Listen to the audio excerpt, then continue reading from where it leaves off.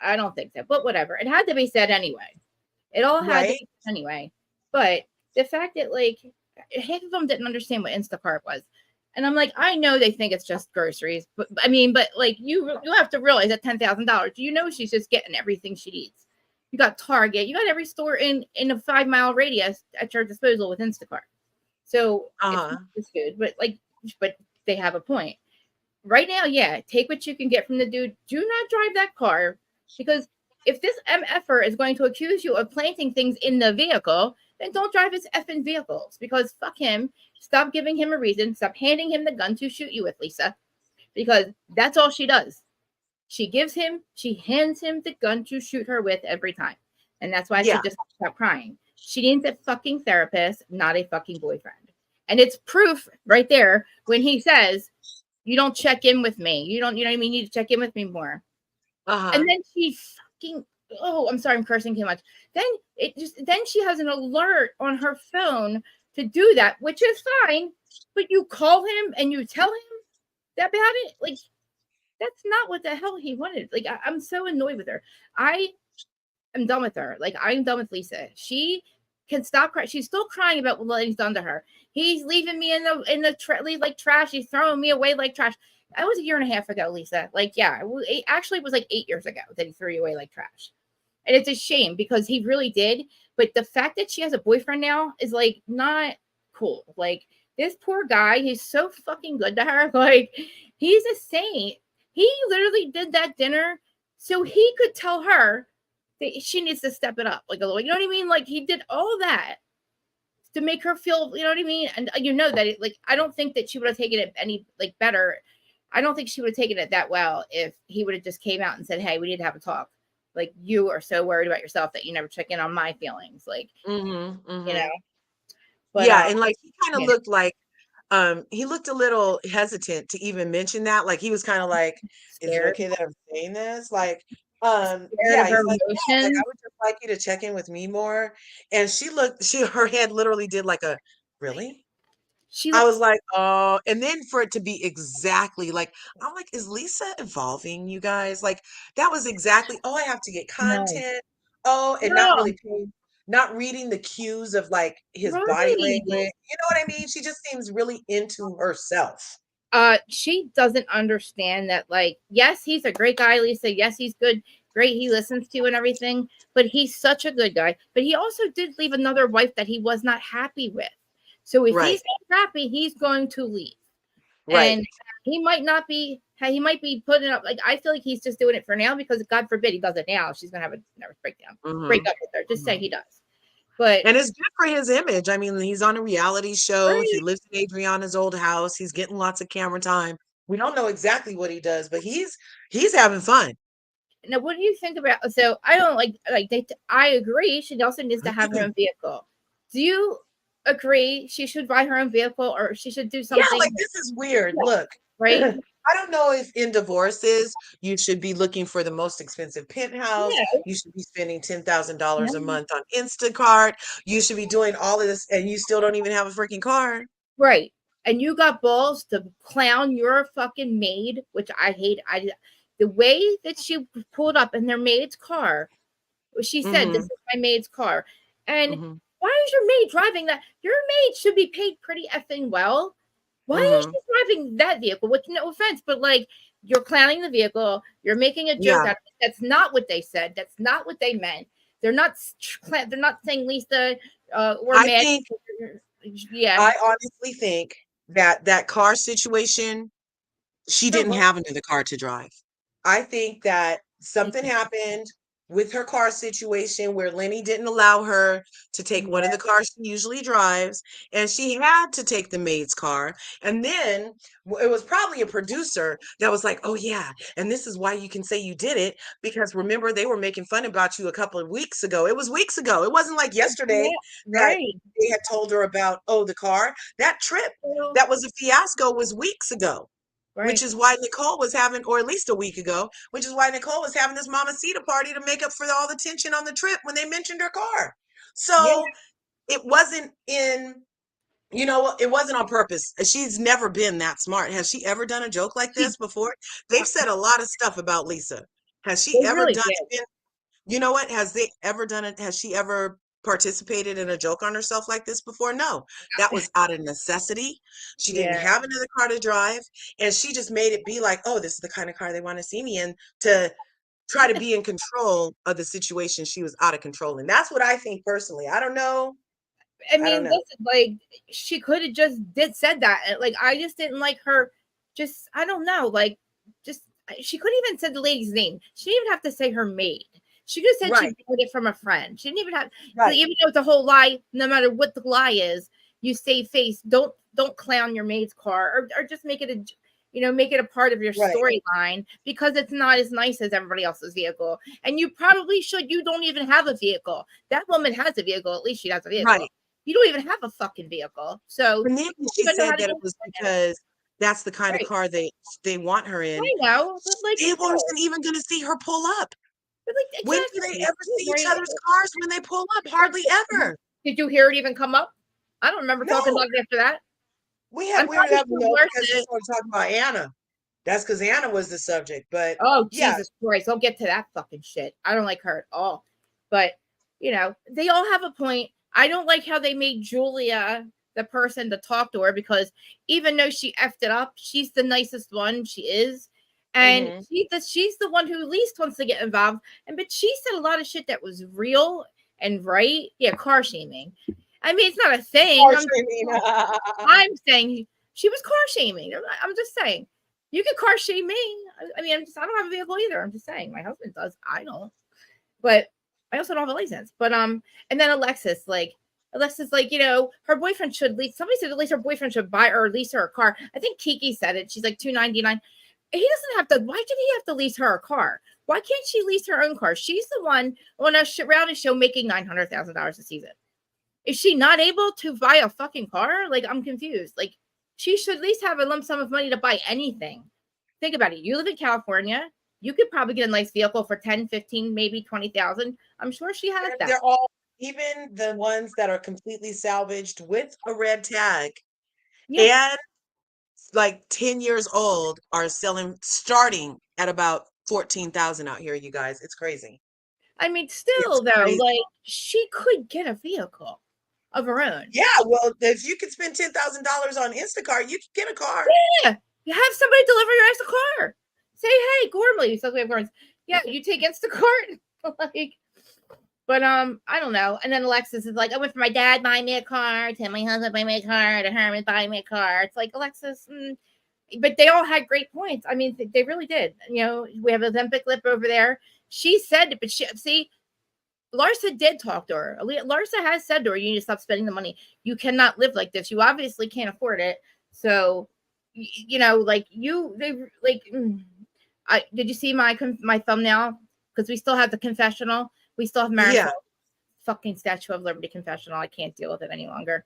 But is that the red one? The white, which she's on my thumbnail. Oh, She yeah, made. yeah, yeah. No, I love this red Marisol confessional. The red Yes, one. they have a. Oh my Yes. god! I was like, I swear, the like confessional gods heard me because I was going crazy with every goddamn franchise in their confessionals because they're not ugly women, especially Karen. Right. Especially Karen. Like, thank God her confessional looks hot. I was like, oh, she got a new one, the black slick, like. Oh, yeah, she's I'm gonna look not so covering it, good. but I'm watching it. She has this like black slick, like sexy. I'm telling you, she has gone down like her age. She might be triple 20s, but she looks like she's in her 40s. So does goddamn Luann Countess. I'm not watching it, but Luann I've seen like over the years, and her like body. Those two women in their 60s. Oh, Luann has body, yada, Oh, yada, yada, yada, yada, yada. yeah, Yep. she's got a body, and it's like real. I'm like, wow. I hope I'll just I lucky to still have the same. I got to gain some weight, but I had the same shape I did in high school. I hope it stays that way. But like, I hope it stays that way. I hope I look like that when I'm 60. But anyway, they have a point. Like, she honestly, the whole scene with Lenny screaming in her face, and then the mother-in-law and the cops, and Yeah. that should not be normal. That kid should not be able to go to sleep after that. Like, that's not Uh-huh. normal. That seems like they're normalized to the Kim Zolciak type toxic horseshit, where the kids Uh-huh. are actually calling the police. Right. Like, it's not normal, and like I don't understand. I know what they were. I mean, Julia said it. Julia's right, but like I don't know about saying it right there. And the fact that they were kind of like starting to then really like make a deposition. It sounded like they were doing Lenny's job for them. Like it was like, so you spent this much on Instacart? Well, is he helping you financially? Like, I'm like, guys, like, like everybody's confession was like, back up, reverse, like, stop.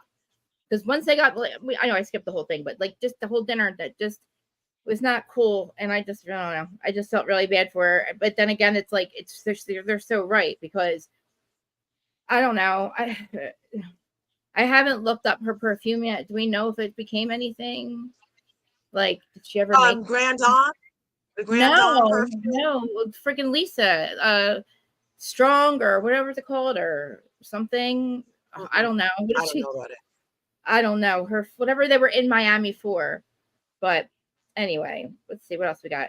Oh God, oh my God, oh my God, oh my God, Alexia. So when Alexia sits with Marisol, and Marisol starts saying to her about the thing, the ex-boyfriend thing, she's right to me. Julia, to say the stuff that she's saying to Marisol, I understand that Marisol went after them last season, but I don't think it's cool to sit with somebody's ex-boyfriend. Somebody that, if you're in this friend group, and maybe she's not being an asshole this year, maybe she was last year, but if you're like in this friend group and like Julie is really the nicest one, like sitting there and saying them things like, oh, I was with your ex-boyfriend and like he said this, and then like Alexia's like, well, it wasn't that bad. And Marisol's like, what, bitch? What? Like, listen, you're my friend, Alexia, and I'm telling you this hurts me. You're telling me it's not that bad. I would feel like, holy shit, this effer. I don't know. Maybe he was a narcissist. Maybe he's abusive. I don't know what his situation is. Whatever was the toxic breakup. If that now started bleeding into my like work life, where she is a friend of, and my friend, who's my friend on the show, starts actually going along with it, I would feel like I was being fucking set up again. Like I would feel like I was being set up. Like Yeah. you know what I mean? Like for Julia to just keep talking about it and acting like it's okay for them to have dinner. Because listen, like, oh, she just met him one time with Martina when you introduced them. No, her confessionals say, I like him. I've been hanging out with him. I feel like he's a great guy. He's he's a good gentleman. Like, and I'm like, are you fucking him? No, you're with Martina. What are you talking about? She's with Martina. That's even weirder. Like that Martina's the normal smart one. She would know that's not cool. Like Martina should be like, we're not Yeah. gonna get dinner with these people. That's your it's gonna be extremely messy when you get back on the show. Like, I have cancer. We can't be adding any shit to this. Like, anyway, speaking of cancer, or like Gertie, I love the scene with her and Russell and her kids and everything. Oh, I love them so much. I wanted to hug her son. Oh, He looked like he was oh, bless his so heart. upset. He looked so upset. I was like, Bless. oh, Yeah. oh, Mm, yeah. mm. I'm like, but then, oh, I didn't realize it. Like, I don't know. I love her. I just like watching her talk to him in the bed, and like when she said this is real, right? I was like, oh, because I just remember like my mom. She's now had it this is the fourth time she's had it, right? Oh, Cancer. Lord. Yeah, Mhm. like, and I remember like so many times like saying that, like, and I remember being that little kid. Like I was in my 20s. It was 2007 the first time, and I did not handle it right. Like I didn't handle it right the first time, and 10 years later didn't handle it right that time. Like it breaks me, So like but like I don't know. He's so young, and like I don't know, like, and to think like your mom has cancer, like all of what we've been scared to believe about it, Mhm. that breast cancer kills, and like, thank God she's okay and she's good, but like I didn't realize that was the first time that she was going to talk to them about it, but Right. it was good though. I liked it, and yeah. So what did Nicole and her dad's dinner lunch? Oh, I love Nicole's dad. I loved last year No, when they made up, I and don't like him this I'm year. sad that he rest in peace. I'm How sad that did he's dead. how did he Mm. pass? Do we know how he passed? Oh, no, I don't know. I don't know. I just know We that don't they know. had Okay, announced it. Yeah. what did you think You know about that she's lunch? pregnant. Huh? Nicole just did a pregnancy announcement Oh wow, maybe. Oh on yeah. her Instagram. You know what I know what I believe? I believe that Huh. her child's probably gonna be like her dad reincarnated. That's what I think. I think her dad's gonna come Right? down as her child. I believe it. Look, But like, look, I felt I like should at get that to lunch, touring. I felt like at that lunch that he knew he was sick or something. The way he was I acting was so He was odd. acting really weird, right? That's what I'm saying. Like he was either I thought he was on drugs or something. And then when I found that he passed away, I feel like he found out he was dying because I don't know, it had to be shortly after that, right? And Yeah. I'm trying to figure out how he passed away, but like it just seemed very odd the way he was talking to her, the way he was just being so rude. And like just different and getting up going to the bathroom. And when she said prostate, then I'm like, oh, maybe he had prostate cancer, or why was he going to the bathroom? Was he doing drugs? Like what? I don't know. And then I found it weird that the mom talks to him, and I must have forgotten something about last season because I didn't realize the mom and him talk as much as they do, and that Nicole was the only one not talking to him. And then to announce to her that you have more kids, tell her that I don't know, maybe his girlfriend is pregnant or something, maybe. Like Uh-huh. maybe I don't know, like is his girlfriend pregnant? Is that why he said I'm having two kids? And then like he's telling her all this news all of a sudden, like I didn't think of like, oh wow, like and now he's passed away. So and then I couldn't find out how he passed away because I'm like, oh my god, maybe he found out like he was really sick and he just didn't know how to tell her. So he wanted to like tell her all this information, but he just didn't act right. I felt like he was being rude. I don't know. He called her slow, and he's like, "Do you hear me?" And like, she's like, "Yo, like, chill, bro. Like, I'm trying to process. First, you got two kids. You're not telling me. First, Isis isn't here. Now you're going Yeah. to bed 35 minutes. Then you're telling me you got kids you don't know about. I don't even know about. And then you're telling me I'm slow and I can't process this. And she was pregnant. Oh wow. See, yeah, but still, yeah, that's amazing though. Oh Yeah, no, so is this a rainbow baby? I Or was. before she had her first baby, Oh, hi Ann. hi, Ann. Hi, Allie. Or That's yeah. awesome, What'd though. she That's say? awesome. I think she I announced believe it. in that stuff, though. I Oh, said, did she announce it at Bravo? Oh, okay. wow. Oh, okay. So I didn't know she announced it at BravoCon. I just saw her post today on her Instagram. Yeah, there's like somebody doing fireworks outside. What time is it there? It's only noon. Oh my god. It's only one. Are you sure those are fireworks? No, no, no, I don't.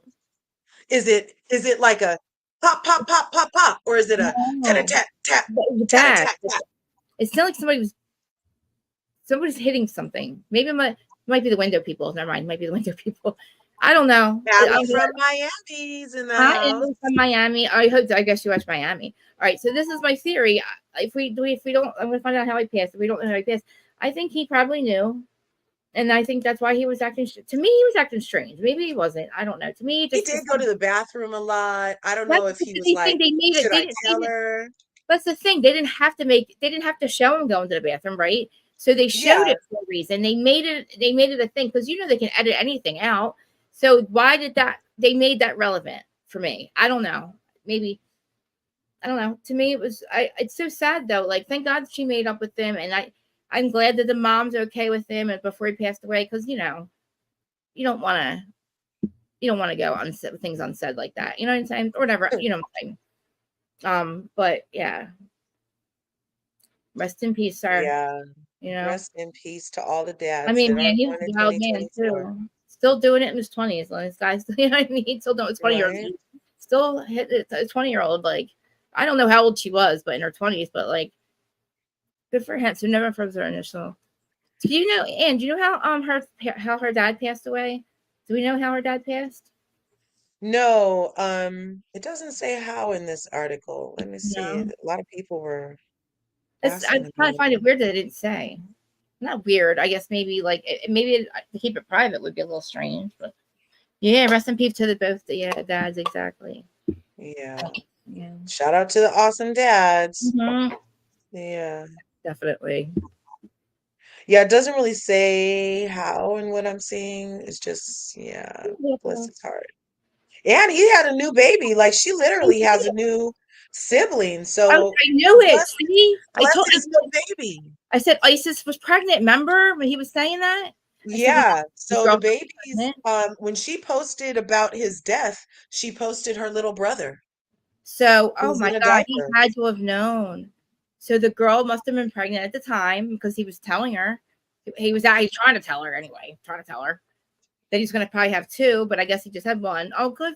Wow. Or And let's wait, is that his baby? Oh no. Let's see. she didn't have her baby yet, did she? Yeah, no, that's not Lisa's baby. That's not. Nicole's baby, rather. That might be, no, my bad, you guys. If you look at that picture, that might be her son when he was young and not his baby. Oh, Let's see, did he have another baby? I yeah. don't know. I don't know, but bless his Yeah, heart. that's his heart. I thought that was weird. Why It and why is. with we were That's just what I talking about mean. how the editing on Miami is excellent. And Yeah, so that was weird editing to just show yeah. those two weird, yeah. And They that usually weird keep it pause really where flowing. she looked at. Remember that weird pause where she was like, "Guys, what?" Like looking around, like, "Are you guys messing with me? Like, why is he going to the bathroom so much?" Say, cause of death wasn't made public. That's kind of weird. I feel bad. Like, well, whatever. I mean, it doesn't. Natural causes would be. I don't know. I just maybe. I hope that she had a chance to like process that and still have a relation. Still be good with him before that happened. Yeah. I think they were good. Because I yeah, think they because were in even a they good were place. laughing after that, and I was like, all right, Yeah. Yeah. maybe it's They're me, but like I was just like, dude, what? Calling her slow and like Harvard, fine. motherfucker, she's a goddamn doctor, dude. Like she's a doctor. What do you mean? She is smarter than you. And I was like telling her she processes slow. I was like, man, I hope something's wrong with you, man, because like I would not want to talk to you if you were my dad. But like now we know, like maybe something was up with him, and maybe that's just how the Yeah. relationship was. But like she said, they're like, how are you not more mad about this? But that was a lot, man. A lot. It didn't seem alarming. It didn't really seem them alarming to the mom. I mean, Uh-huh. not have done an autopsy. I mean, but still, I listen. The fact, Right. yeah, Yeah, they didn't have to do one for my and dad. like he Like, seemed pretty healthy. Like he was an active man. So it's see it. Maybe they don't. As I'm getting older, I'm finding out a lot of things about what they don't do and don't do. You know what I mean? I just the medical community is odd to me. yeah. Yeah, I don't know. But so Lexia and Todd. I am probably flip flopping. I'm just going. We should be just It's going. okay. But I like talking about like whatever interests you, girl, whatever yeah, like interests you. what I'm in the gonna world be is up up? here. What is up with him? He reminds me of Louis every Oh my God, so much though. more and more, right? More and more. I'm like, something's afoot, and Louis Yeah, didn't do it. Now it's Todd. I'm not sure what's going on over there. But that weird smile he had, I think yeah. Adriana might have been right about the money problems, but I feel like it was very malicious the way she brought it up Oh, because it she's a wasn't like bitch. already in the tabloids, like with Kyle's thing. This is I a whole separate am thing. But yeah, he very seemed like he was trying to be happy. cool on camera. He seemed like he was trying to be too cool about it. Oh yeah, whatever number you want, just go pick whatever you want. Well, dude, if you knew the man was still in Again, the house, and again, how does she not know what the budget is? You're telling me now again, Alexia, you have shut your eyes to another fucking money situation where you don't understand what is going on in your financial. How do you not know what your freaking budget is? That was nuts. I'm like, did you hear her? She's like, what's my budget? What's my budget? Like, we shouldn't have to downsize, like we're accustomed to a certain lifestyle. But I get it with Frankie. I get that part.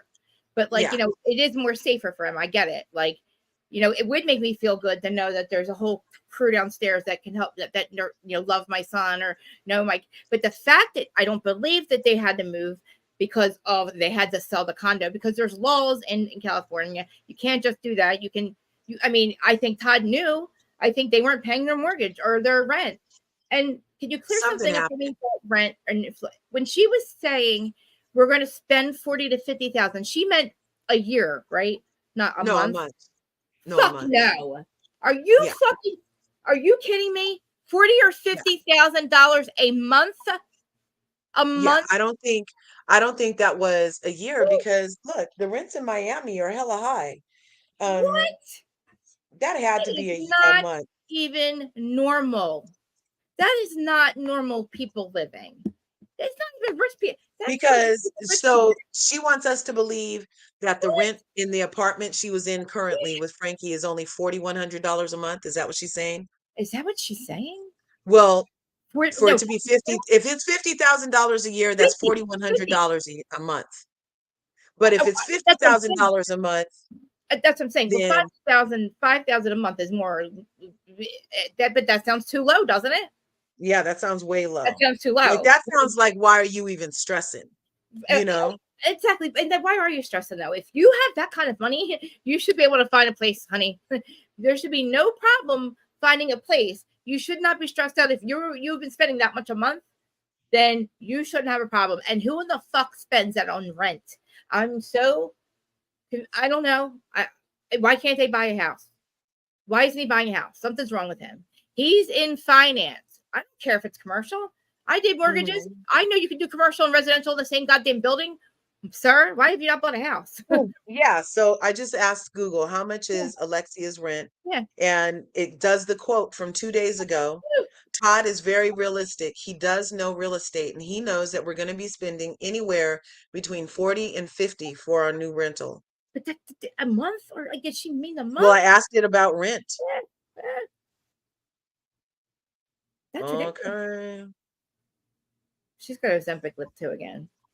Yeah, yeah, her skin is saggy, you guys, Yes, she's got because that. she's losing weight so fast. Yeah, her and Teresa have that same like. I I'm think they telling need to you. start doing like I think they anybody who's doing Ozempic and is already skinny should might want to start a collagen Yes, treatment to just yes. keep things plump Fill or those face. Fill something. that face up. Fill those face. Yeah, Do you yeah. see? Did you see the picture of goddamn what's her name, Jesus Jugs and John all happy and Oh, I don't. oh, How did they Krista get so Marie. happy so fast? That's what I want to know. That's what I said. Sure, Jan.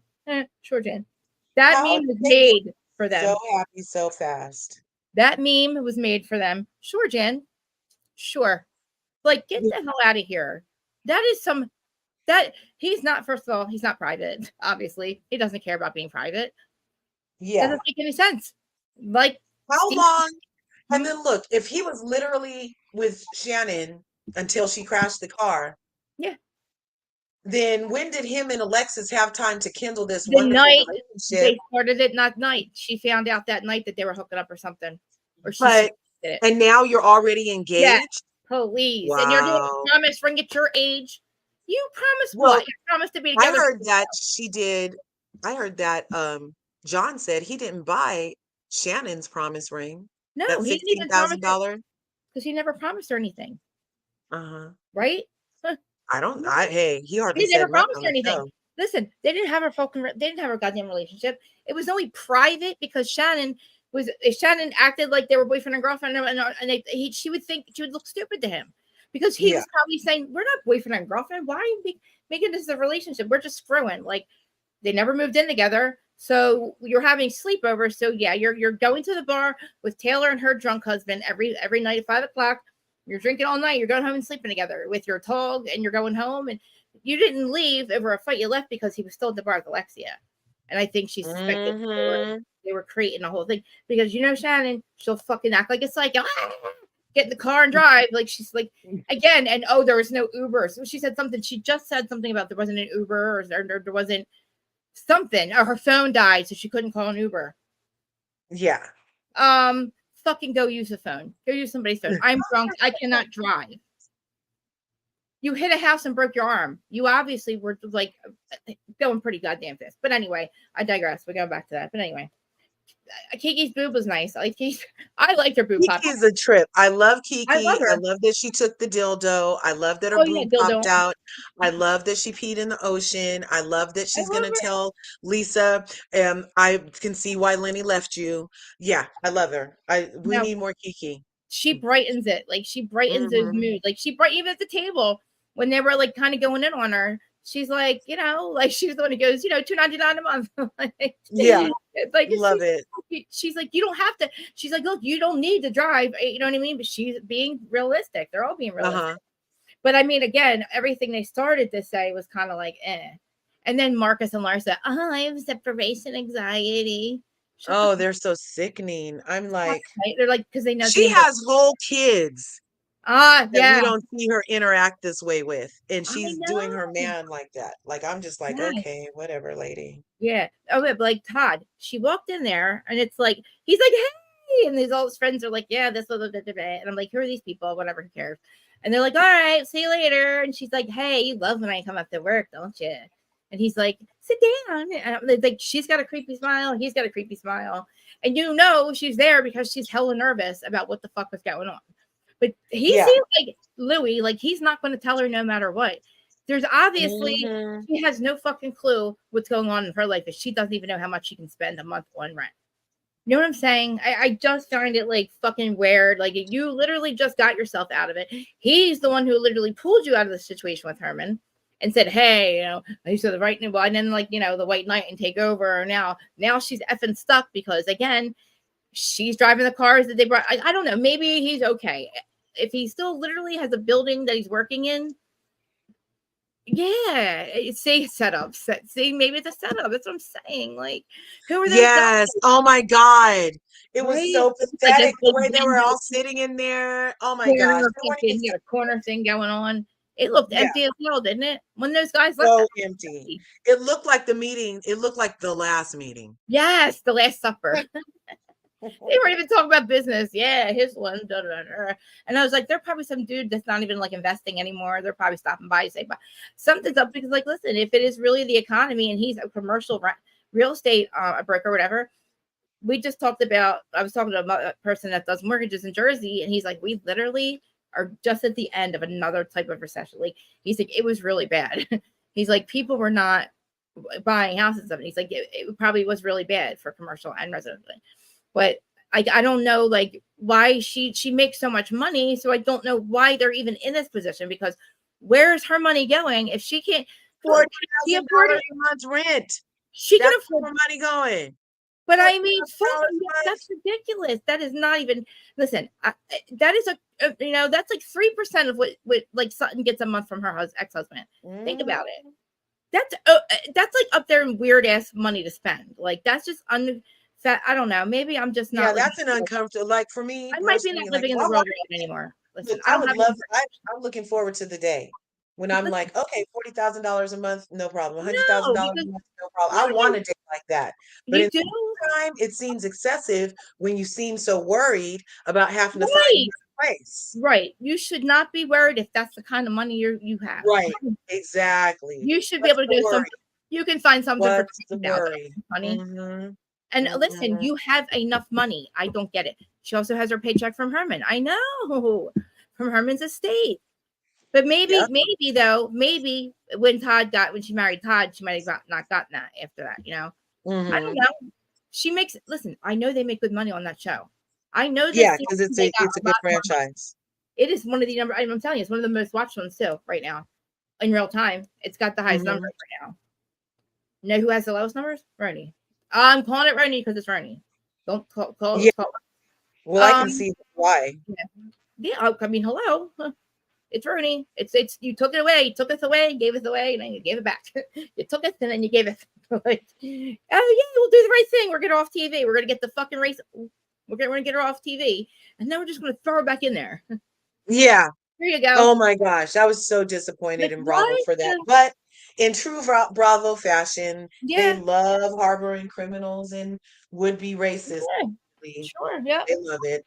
That don't want to change. They That don't hate want it. to. Yeah, You know how she they have sanctuary cities for immigrants? Yep, Bravo's that for freaking criminals and racists allegedly. allegedly. Yeah, we got the banner up. Mm-hmm. Yeah, I feel like, and then I really do feel like something's happening with Alexia. I think he and his business, his quirky, weird smile, like more and more, he's turning into Louis. Because remember, Yeah, he's the White Knight, and guess what? yeah. I really believe that Louis was the White Knight. Almost. I knew he was a little effed up, but everybody in Jersey's effed up. So I had to give him a little bit of grace because we're all nuts. Uh-huh. Like he's I got a 10 o'clock, Krista. I you gotta know, go. I'll try to come back. I love you. oh, Happy New Year, everybody. I love Be you. awesome. And maybe you'll be back. Maybe you'll still be up here, but I gotta go to this business meeting real I quick. probably will. Love you guys. Everybody be Will. awesome. Smash her buttons. Ring her bell. Yeah, same thing with Larja. Her information is always in my things. But yeah, thank you, Larja. But yeah, she only brought pictures. Yeah, I mean, that's a lot of money, and she probably does pay for Peters. Peters, which is fine. Maybe he doesn't. Maybe he pays for his stuff. But like, um, did you guys think that Adriana really saw to? I don't know the alligator thing. I thought that was hysterical, and I would if I thought I saw two gator eyes, I would jump up and scream too. But then I don't like how they're like saying that the ketamine's doing it. Like, oh, we like you high on ketamine. She's not high on ketamine. She gets ketamine infusions, and I find it strange that they did it on camera because that's a big place. You go to some. She was in a weird place. Okay. And I know she came to, so it's, I don't know how many she's getting, but I don't like them making jokes out of it because I don't really think it's funny. It's like she's really struggling. She really has mental health issues. Listen, exactly. I must be not living in the real world because I just don't know how much people pay rent. I know around here people don't pay that. No, I mean not even like, even up there, like we're up over like a couple towns away. Like where like the housewives live, they don't even pay that in rent. Like it's not even that kind of money. You know what I'm saying? Like that's a lot. Is he really that rich? But something's up with him because again, they're focusing a lot on what's going on with his finances. They're focusing on how stressed out she is about it, and I just feel like she should be really paying attention to her finances because, like, she was fucked before. I don't know. I don't know. I don't know. Rest in peace, Herman. Good for Herman's boyfriend. I thought that was amazing how they came together like that. Oh, I didn't see that. Okay, so Archer did. She did send me a note that said she had to leave. I wasn't watching. And it's still actually recording. So you guys realize too now that when you guys have a YouTube channel, like when Largers is up, it's actually streaming on her channel too. So you guys in the chat, like if you're watching her, you're on her side. I love you all. Please smash all her buttons. Yeah, it's still recording. So. And I think I am live. Hi, Instagram people. If you're at my Instagram, I'm live. I am. And I don't think anybody's watching me on Instagram. Oh, yeah, 4 people. No, I'm sorry. I'm lying. I don't know. I can't tell. A couple of people. Whoever it is. They said it would show up. That's cool. I love it. I'm just amazing. I'm just finally, I literally just said I had to get another device. I was like, I don't have enough of them. So I could stream on Instagram as well. And guys, I cannot see the chat on Instagram. I could, with my notes, I can check it. But if you are watching on Instagram and you're live, then I apologize if I don't see a chat or a message. If you come over to YouTube, just click the thingy. You can interact in the chat. I even have the call. You guys can call too. I mean, I welcome everybody's opinions. If you are just starting to watch me, I don't know how many people on Instagram are watching, but if you are just watching me for the first time, I welcome opposing opinions. You'll never tell in a million years that me and my co-host or guest are having a disagreement because we do respectfully disagree. It is that we're not a cult, so and I am not always right. Just saying, I'm not always right. So I like other perspectives. Okay, must have such. I don't like that though. Like I just feel like I don't know, man. I just like that's a lot of money. You're not even on OnlyFans. How do you have that much money? That's a lot of money to throw away. And she probably helps Peter, which is fine. And I don't know.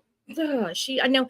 Can somebody find out her salary for me on Housewives? Because I know they got a lot to come back this season. Because they live. They're really that franchise. Even when they are like talking shit on each other, like when somebody needs somebody, like they all do. They legitimately rally around each other. Now I find it odd that Julia and Adriana are acting so shady. I mean, we got Julia talking to the ex-boyfriend. We got we're gonna get to the Anna part. Okay, we're gonna get to the Anna part. I'm getting there. But I don't also the thing with Alexis and Julia. What did Alexis mean? Well, I know with Julia, I thought that Alexia meant when she said, I have to ask Todd to room with her. Do you really believe that what she thought was what she thought? Like, do you think that? Because she looked uncomfortable. I don't know what else she would have meant by that. I'm glad that Julia let it go because I guess, it's not really something you want to keep pushing. Because, I mean, I don't know really what Alexia meant, but it just didn't come out right. It didn't look right when she said it. And I kind of don't understand what context it could have ever been. What other context could it have been? And she's not a thief. Like, why would you have to room or ask his permission to room with somebody female? I mean, she's not a male. I don't get it. She's not a predator. I don't get it. So they're not, and it's not like he fights with Julia. Alexia makes 55 grand an episode. Oh my God, is that a lot? Do that times 18. That's the average season. So she makes an episode. So she can basically pay 18 weeks of rent, and that's it. That's all she affords is 18 weeks of rent. That's weird. That she, wow. So yeah, how much is that an episode? I mean, so I know that like Erica gets 900 a season. 55. I can't add. I went to West Stafford. Ooh, sorry. We go to Stafford. Anyway, so we get to Marcus. Okay, Marcus, and I guess there's not much really to say about them two, like Marcus and what's her face. Marcus and Zorsa. She's got a Ozempic lip. I call it Ozempic lip because something's up with them and their lips. All of a sudden, all these women, and I get my lips done too. I get injectables. Do I look like I have my lips are overinflated? I mean, do I look like Larsa? I mean, I've gained weight, but I definitely don't have a Ozempic lip. I like to wear lipstick. I used to overline my lips because I don't have a top lip. I had no choice but to get it done. You know, because I had no choice but to just. I was sitting here on Adam's channel going like this every day, pulling my face back and like. But now it's all done.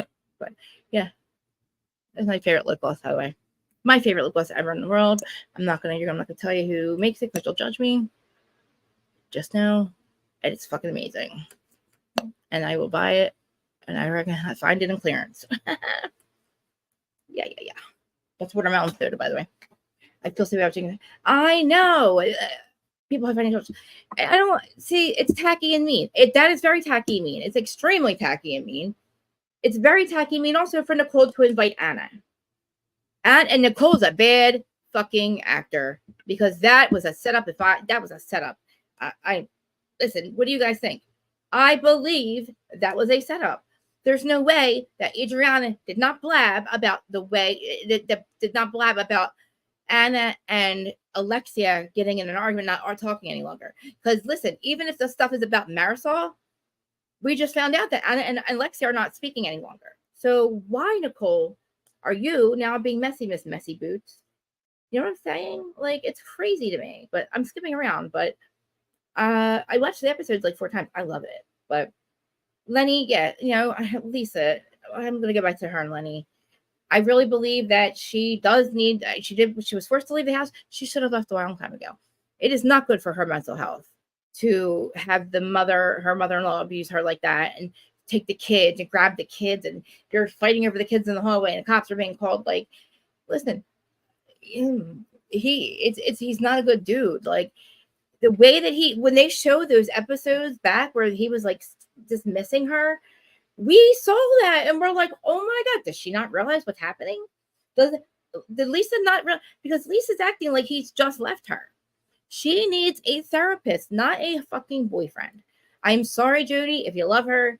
I hope that she has realized that this is not good. If this is how you are still acting about it, Lisa, I don't care if you're just in the thick of it. What did you think was going to happen when you're not going to fucking settle with the man? When you're fighting the prenup? Did you think he was going to make it easy on you? No. And to be honest, the fact that the cops are being called and you're okay with it does make me think maybe there is some issues with you and your parenting. I'm not saying they need to be taken away from her, but something needs to be said to her and him that this is not healthy. Same thing with Kim and Troy. Oh, you guys are leaving. Why is everybody leaving me? Anyway, but that's how I feel about that. What they all said to her is absolutely right. The night that the cops were called, I would just have stayed with my kids. Because, God damn it, if the mother-in-law is trying to snatch your child and you're leaving the house, you can be accused of abandonment. I'm just saying. And Adrienne was so tacky about it. Because she's saying it on camera. And that's why Julia's like, thank God you can do confessionals. Because it's very intrusive. That's very intrusive. And so is her. And so is Julia talking to Marisol's ex-boyfriend. They're both in on it. Like, I'm not, like, Julia's not as innocent as I think she is. Like, she's also going and talking to ex-boyfriends and stuff. And you got this one. And I know that they screwed with them last season. But I don't feel like going back and doing these harmful, toxic things and bringing these toxic people back is making anything better. What it's doing is creating a toxic work environment. And we're going to have a toxic cast that doesn't want to fucking work together. Yeah. Yes. Exactly. Lenny. And yeah, I get it. Lenny and Lisa. I know. And Nicole, you are being messy. You were literally in on this mess because you were not. That was a dinner, a Mother's Day brunch for Lisa to make up for what the shit that Lenny's done to her, and you make it about Anna probably going to like call out Lisa. I believe that was going to happen. I believe that Anna was going to be there, and they were going to go in on Marisol and go in on Lisa. I mean, I'm going on Alexia about her and Todd. That's what I believe. I believe it, and I'm so glad that Marisol left before Anna even got there, because Nicole's a bad actress. There is no way that she was not stupid. And you know, Alexia, obviously we know Adriana knows that Alexia and are not friends any longer. So Nicole to act like she doesn't understand. Were you not watching the show? Did you not see what happened? I even know what happened with that girl, and I don't care what she's a witch or not a witch. That doesn't mean anything to me. If you want me dead and you're sitting there saying that I look like a rotting corpse, screw you. Goodbye. You are. Oh, I'm not there. I'm not here for Anna. I'm just not. I just feel like because I'm so enjoying this season. I don't want this to turn into Jersey. I do not want this to turn into Real Housewives of Jersey, where it's just so toxic that you force these people. Same thing with like Salt Lake right now. You're forcing people to be together. So you got to make up dinners for them to go to, where they get drunk and play a stupid housewives game, where you're like, whose husband would you kick off the truck first, or like, let's play marry, kill, fuck it, or whatever it is with each other's husbands. Like, come on, Bravo. We know what you're doing, but I mean, if that's what you have to do, because they're now either scripted because they're just starting. So they're reading the handbook and they're pulling all out the stops, or you're coming in thirsty like NECA, or you're coming in thirsty like the other one. There's a bunch of other ones coming in, right? You know what I'm saying? Coming in all thirsty. I'm just mad at her. I don't like her at all. I think she don't even look like a good housewife. There's other housewives I want back before her. And I'm like, and that's they're trying to make her. That girl is only calling Adriana because she got in a fight with Alexia. Because she's desperate to get back. The show got picked back up. So this bitch is desperate as hell to get back on the show. So what is she going to do? Start hanging out with one of them. So who does she go to? The weakest one. To be honest. The one who's like, oh, I saw you getting bullied. And they bullied me too. And let's be besties. And guess what? Alexia and Todd are having issues. Whether they are or not, it looks a little obviously like they are, because she knows nothing. She looks very nervous. But there's no way that that they weren't going to do that and have her be called out and stuff. Like, it's just, to me, there's other stuff that, Nicole's pregnant, for crazy. We know, I'm sure her dad was alive at the time, but don't make this a Mother's Day brunch and have this mess and invite that mess of a person, because that's what I want. I want Joanna back. I like Joanna Krupa. Who's she with? Is she with anyone? And there's I don't want Leah. I don't want Leah back. There's another chick, but the one that was, but not no, never mind. She was on Dallas. Never mind, I was thinking Dallas. But I like what's her name? I like the cast the way it is. Maybe one of Lars's friends or something, or like maybe, I don't know, like somebody that's let me skip through this. I'm obsessed with the farm, by the way. I'm obsessed with Martina and Julia's farm. That is what I want. Okay. I have enough going on out there. I got my plant. I would start out just like her. And I'm at the point where I want horses now. Okay. Hey, well, it seems like Adriana makes a lot of stuff about herself. And I get it. I get it. I have mental issues. Maybe I do too. I don't know.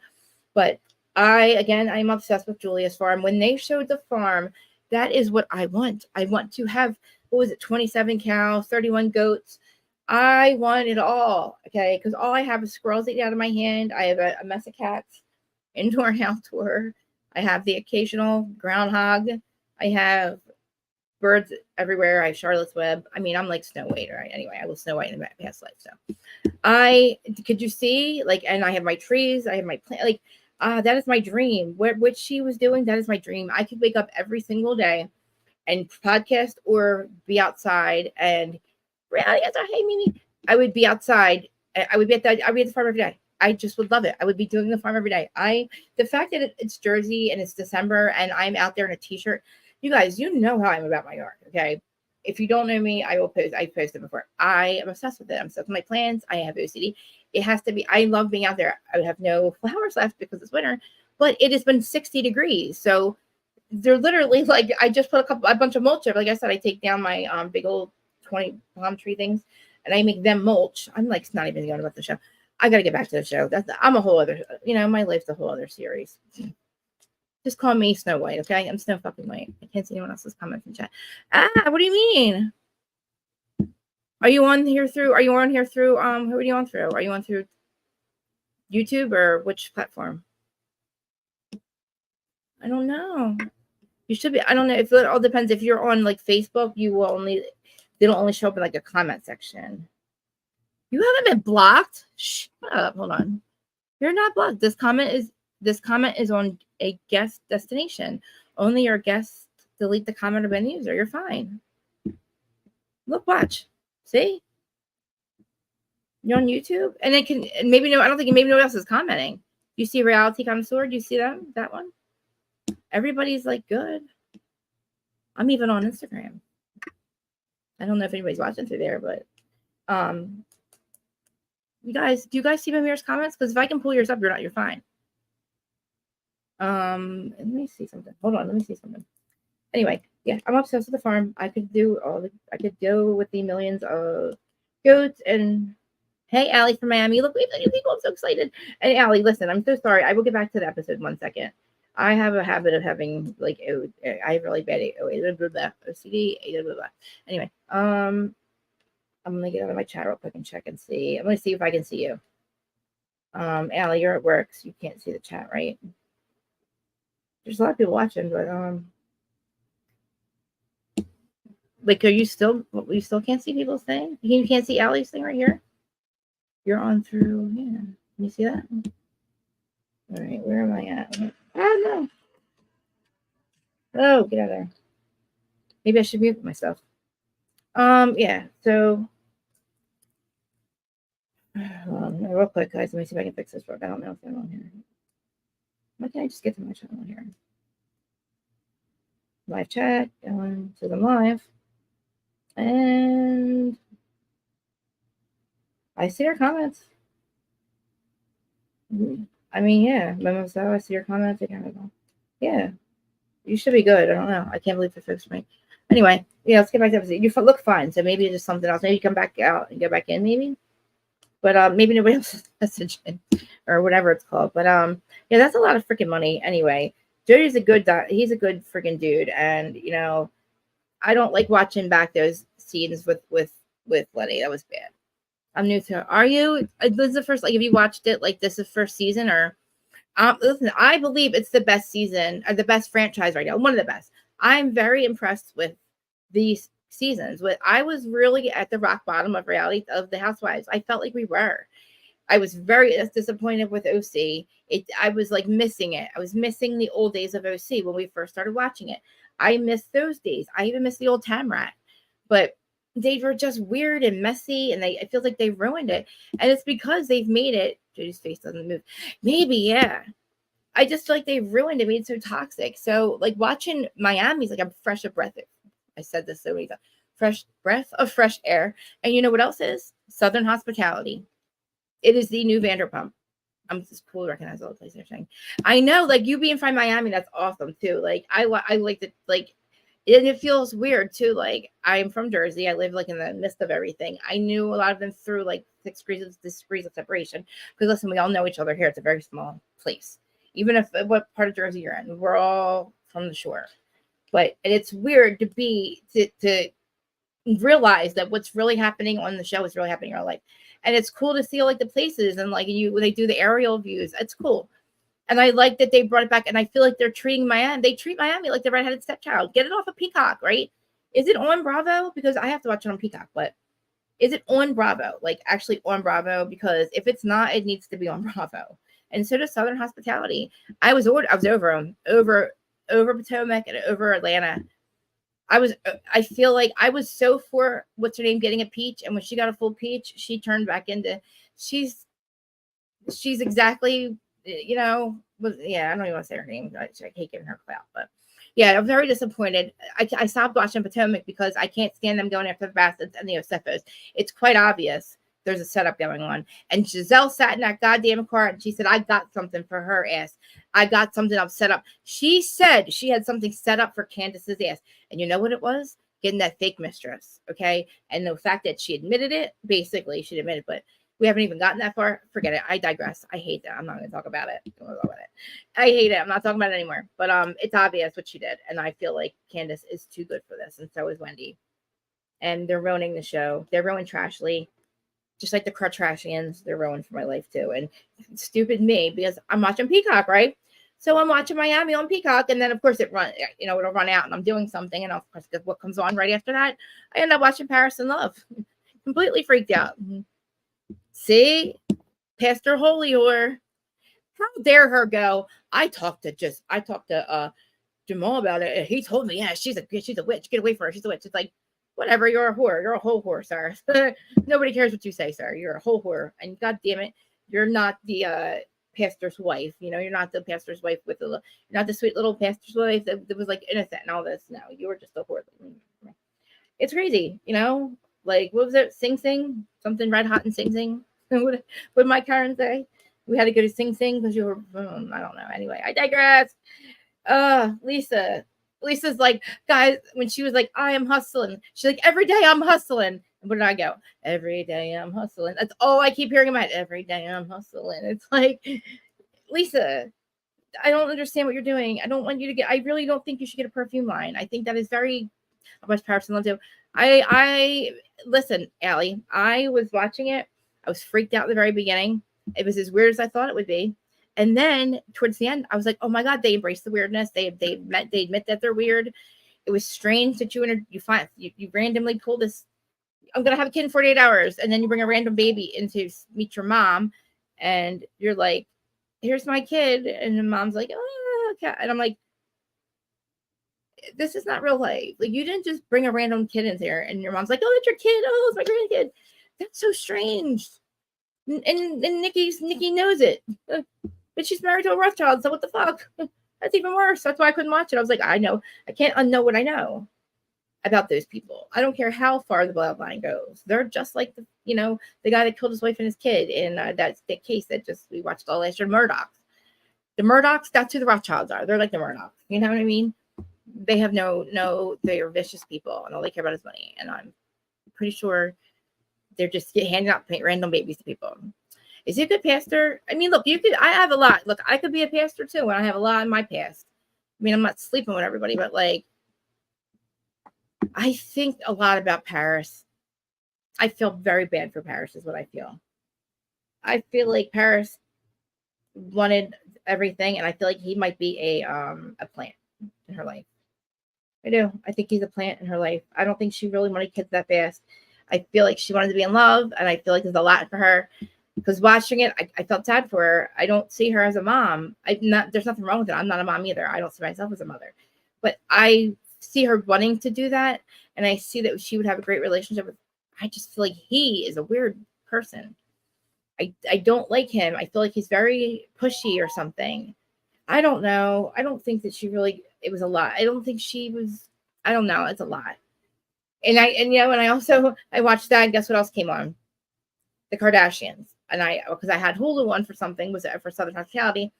And it was Hulu. And I'm like, I ended up watching the Kardashians. Then I watched the Kardashian Empire thingy, the three part series about them. Oh my God. Yeah, something's not right. Thank you. Yeah, something is not right.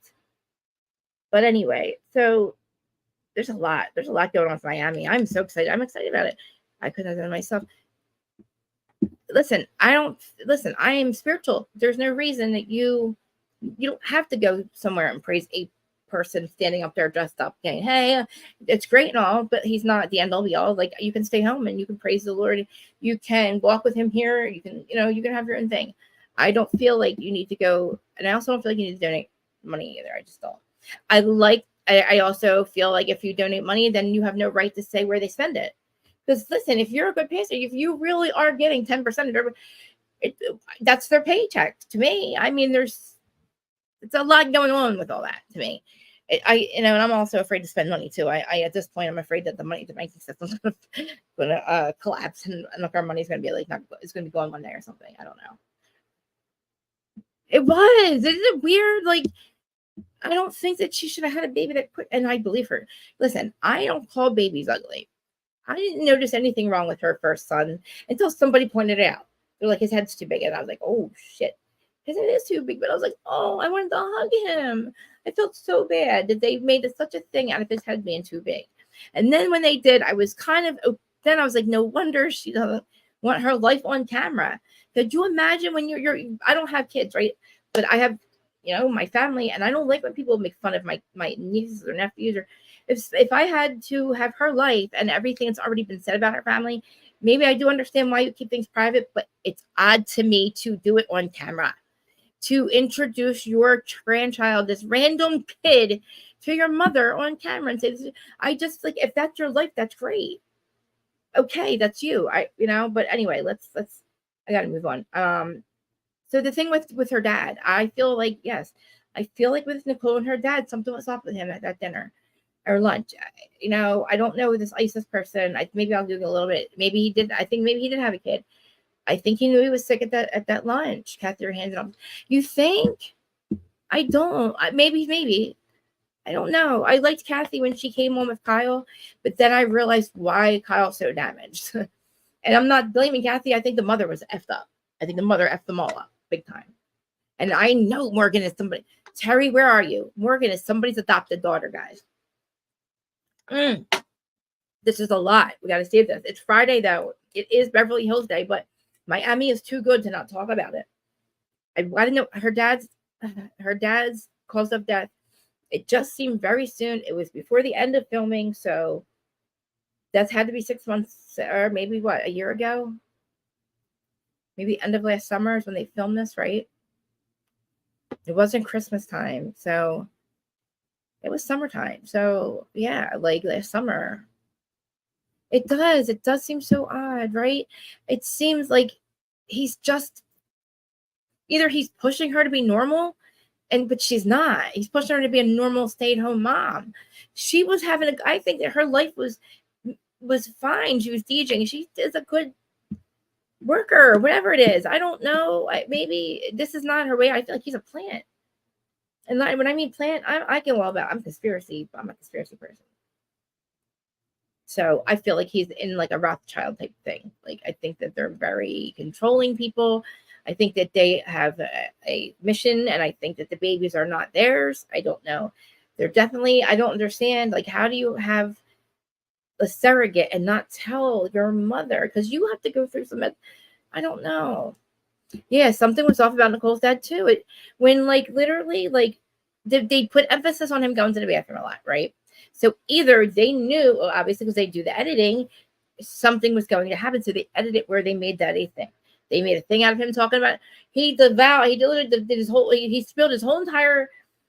all the secrets at lunch. What do you do? Why do you spill all your lifelong secrets? Because you're bad. I feel like that's your daughter. You're dying. Does her son look like Carter? Oh, it's so like, did they do? I don't know. I'll have to get into that later. But anyway, so Nicole's dad, I feel like, I don't know. I'm gonna look more into it. I probably could find it, but I just feel like they made a lot of emphasis on that lunch. He divulged his entire life to her that she didn't know about on camera right there. I don't know why he was going to the bathroom. Maybe he was sick. Maybe he was sick and had the throat. I don't know. Was he always that rude to her? Was it me? Because I felt like he was rude. He was telling her things that she had head. He was telling her he blamed it on his drinking. However, we've been supposed to not drinking. I don't know. I don't remember. So what, he talked about how rude he was, or see, I haven't I didn't watch him last year. I watched a little bit at the end.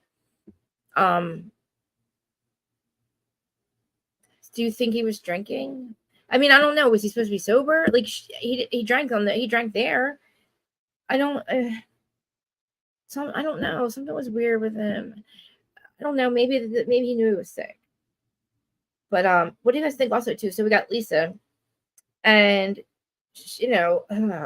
obviously he was not rude, just short. Okay, all right. See, to me, maybe I gotta see what's going on.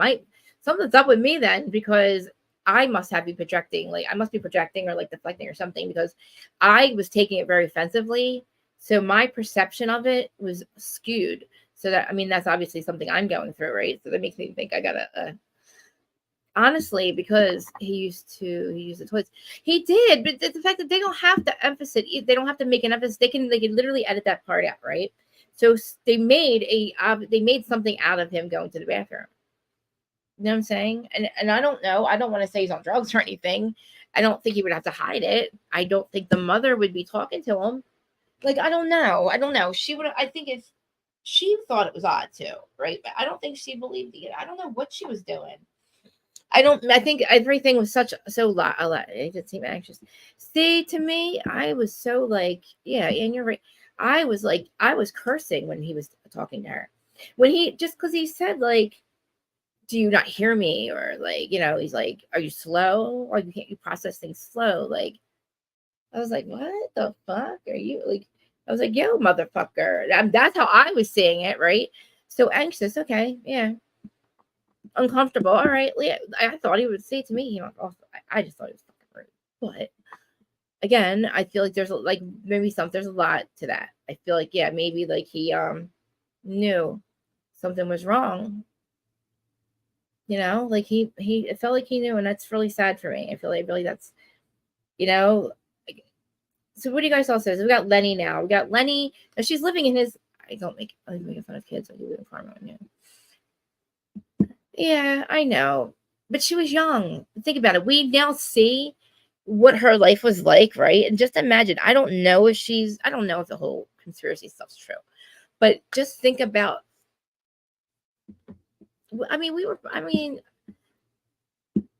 I just find it very strange how I don't know. And if that's really how it happens, I don't know how you even go from having a life that she has to being a mom with 2 babies. I do. I believe in like cause and effect. Karma and cause and effect, right?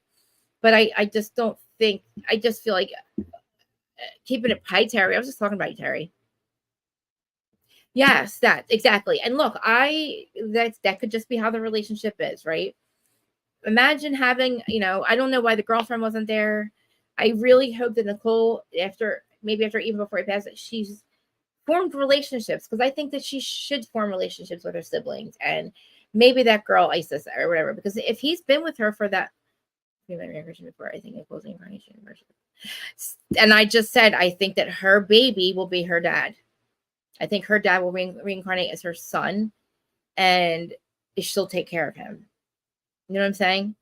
And I feel like they might have healed their they've healed their family karma, like their soul family karma in this lifetime, because he told all the secrets. He made it good with the ex-wife, and he made it good with her.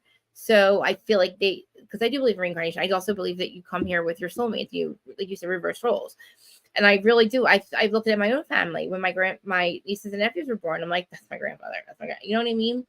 And it's just, to me, I like that, but I don't. I'm not. I have a lot of my own. Like, I know my past lives, and I know my husband was my father before, a lot, and it makes a lot of sense because I'm like a child trapped in an adult's body still. I'm like literally like an elemental. That's what I feel like. Mimir, you know that. I feel like I'm an elemental. I feel like Snow White. I've always been able to communicate with animals and plants and stuff, and I just didn't know what it was. I didn't know. It's a whole thing. Like I said, I'm a whole other episode. I disagree. Her baby will be incredible. She already looked after. Not really, though. I know, but sometimes, no, I know it does. But sometimes they can come back not right away. But I believe that the soul enters the body. I think at a certain point. Like my best friend Maureen, like her, like me and let me just tell this story really fast. You guys might see my best friend Maureen come up. I talk about her a lot. She's basically my family. I was her mom in the past. Like we've been in each other's life. My sister, we've been in each other's lives a lot, right? And she became my best friend in this life. We met later in life, but anyway, long story short, her dad passed away a couple years ago. 2 years later, her son Kieran was born, and from the time he was born, I was like, he's an old son.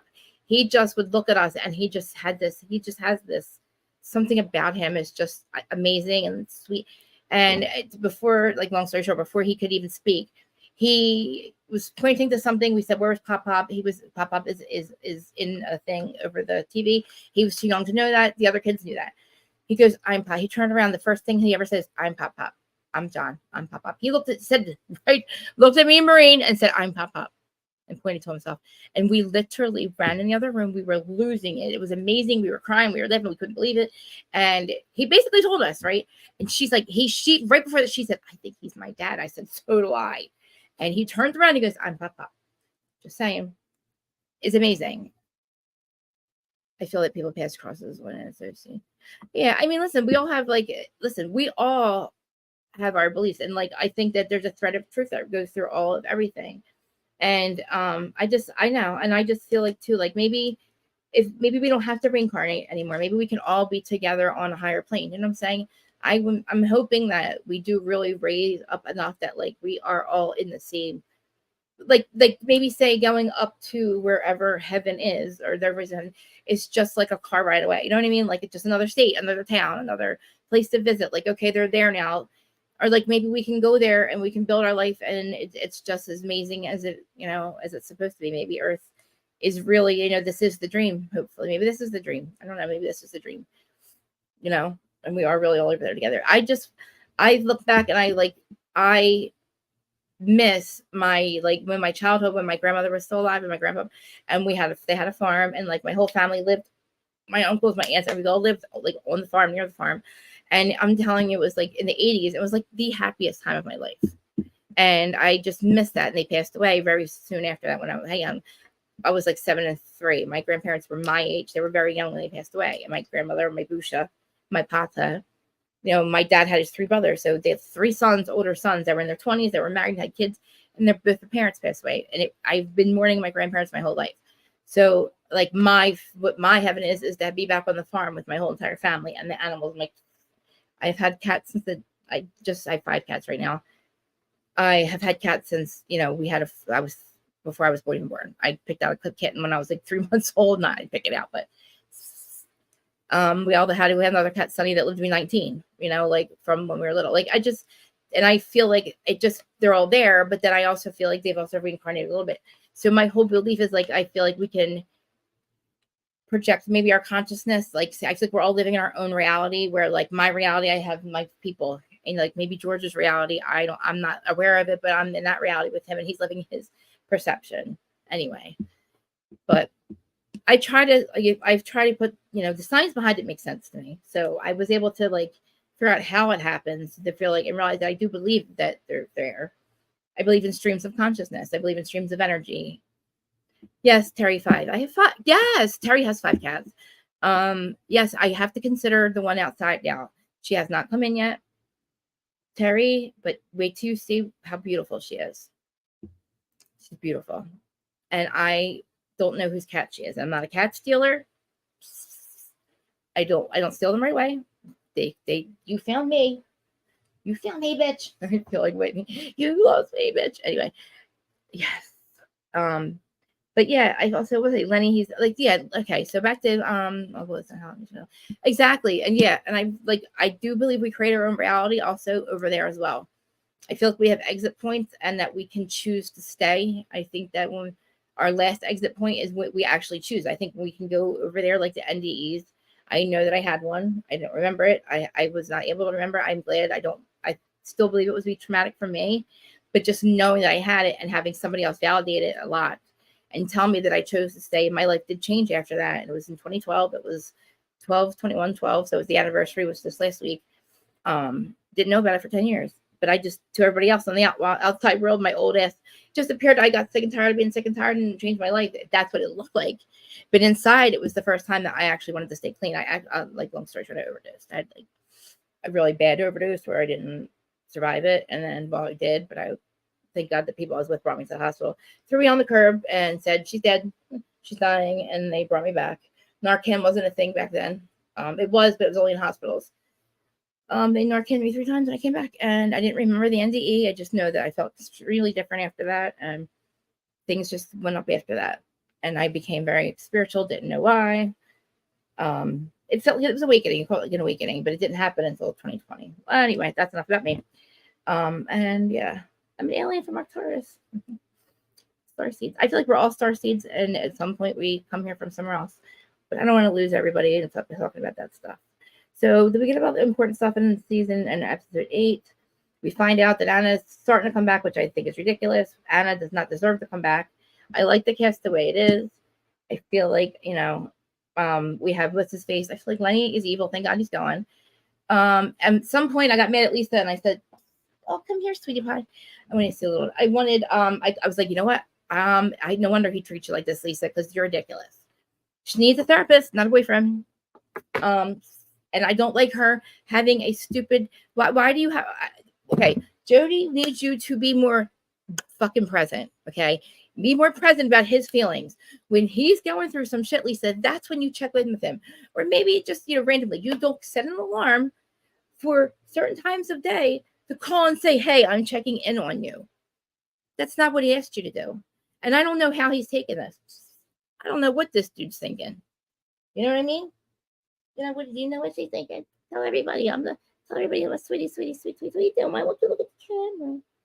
I want you to look at the camera. I want you to see your blue eyes. She's got blue eyes. She's the latest one I stole. Look in the camera. Fangs. Maybe she'll look. Look at her cute little face. Why won't she look up? Anyway, I feel like she needs to get out of that house because she's so self-absorbed. You're right. She needs a goddamn therapist, right? Like your mom. Your mom needs a therapist. Come here, my little sweet. Why are you looking down? I want them to see how cute you are. She's half tab. I'm sorry. She's half teacup. Look how cute. Look how cute. She's half teacup and half tuxie.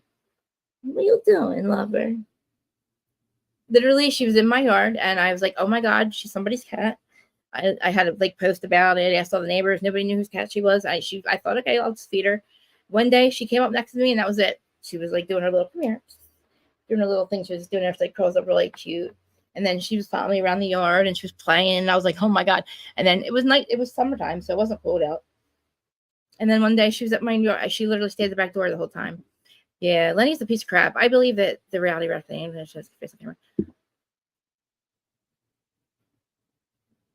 Who did? Oh, the mistress. His mom said, I don't like her mom, man. Anna, yeah, Anna does not look anywhere. Yeah, Anna, but Anna is not.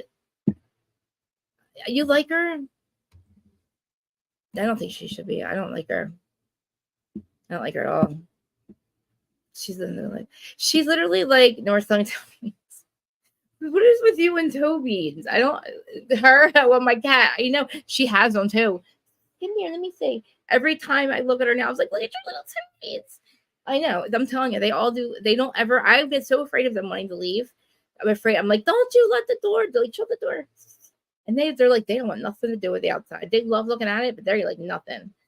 Come here. Oh, the camera. I'm so dumb. I'm sorry. Oh, reality reckoning. Look, my Georgie Cat sign. I was told that I had to take it down. I was told that it was, it was not very. It made it hard. What's it called? I was making it a very harmful work environment. What was it called? Toxic work environment by calling them Judgy Cat. So I have to cover that. So I will no longer have Judgy Cat make my comments for me. They do. You know what? They should sell their toe beans because they're goddamn expensive. Their Christmas outfits cost me a lot of money. Okay, their Christmas dresses, and they didn't even wear them.